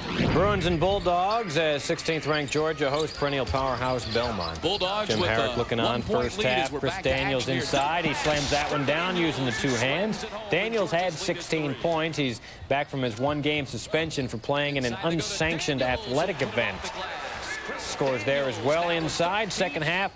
It's a 5-point lead, so Belmont giving the Bulldogs a little bit of trouble, but Jarvis Hayes there with a 3-pointer. He had 19 points. Led Georgia in scoring last year and looks like he could be on his way to doing the same again this year. Belmont now 0-11 against SEC foes. Bruins lost to Georgia in their only other meeting. That was back in 1979. Bulldogs play their next 4 games on the road. Back to college football. 21st ranked Boise State, 21st ranked Boise State. Hope to stay that way against Nevada. First quarter, and it's Brock Forsey busting through Nevada's defense. 4-yard touchdown. Forsey gets flipped over, but still ends up in the end zone. A lot of that going on in college football today. Nevada has won 6 straight at home in this series, but doesn't look like they're going to get this one. 37-0. Deep into the third quarter. The last time the Broncos won in Reno, it was 1987. Broncos lead the nation in scoring at 46.2 points per game. Brock Forsey's 25 touchdowns heading into this one was already a WAC record, and he's got 3 more on top of that. Number 14, Florida State taking on NC State in the ACC. A fake field goal attempt by the Wolfpack turns terribly, terribly wrong. 3-0 lead for the Wolfpack, not anymore because Michael Boulware runs it all the way back. Whoops. 7-3, the Seminoles go on top thanks to the special teams. 10-7, though, NC State has come back to put a touchdown on the board. They are at the break. Florida State needs to win this game to clinch the outright Atlantic Coast Conference title. If they do win the game, they'll probably go to the Orange Bowl. If they lose, they could still clinch the outright ACC. If Maryland loses either of its final 2 conference games, the Terps play Virginia tonight, and they still have Wake Forest on the schedule. Penn State, Michigan State, this man is dangerous. His name is Larry Johnson. First quarter, they're scoreless. 3rd and 3 for Penn State. The option to Johnson on the high pitch. Makes something out of it. 40-yard gain and a first down for Johnson. Oh, he wasn't finished. Oh, no. 1st and 10 from the 11. Handoff to Johnson. Touchdown. with about 7 guys on his back. It's 7-zip Penn State. Second quarter now, it's 28-0. First and 10. They fake to the fullback. They flip to Johnson. 78 yards later, he's in the end zone again, making it 34-0. But wait, there's more. Same score. Give it to Johnson. And if you look very carefully, they actually hand him the Heisman right there. There the guy it is. coming out of the end zone. Just give him the trophy. Strike the pose. 279 yards at halftime. Let me say that again. 279 rushing yards for Larry Johnson at halftime. Last week he had 307 against Indiana. The third time this year that he set the Penn State single-game rushing record. Unless they pull him out of the game, I think it's pretty much a given. He has 4 touchdowns. It's 48-zip at the break. Joe Paterno. What?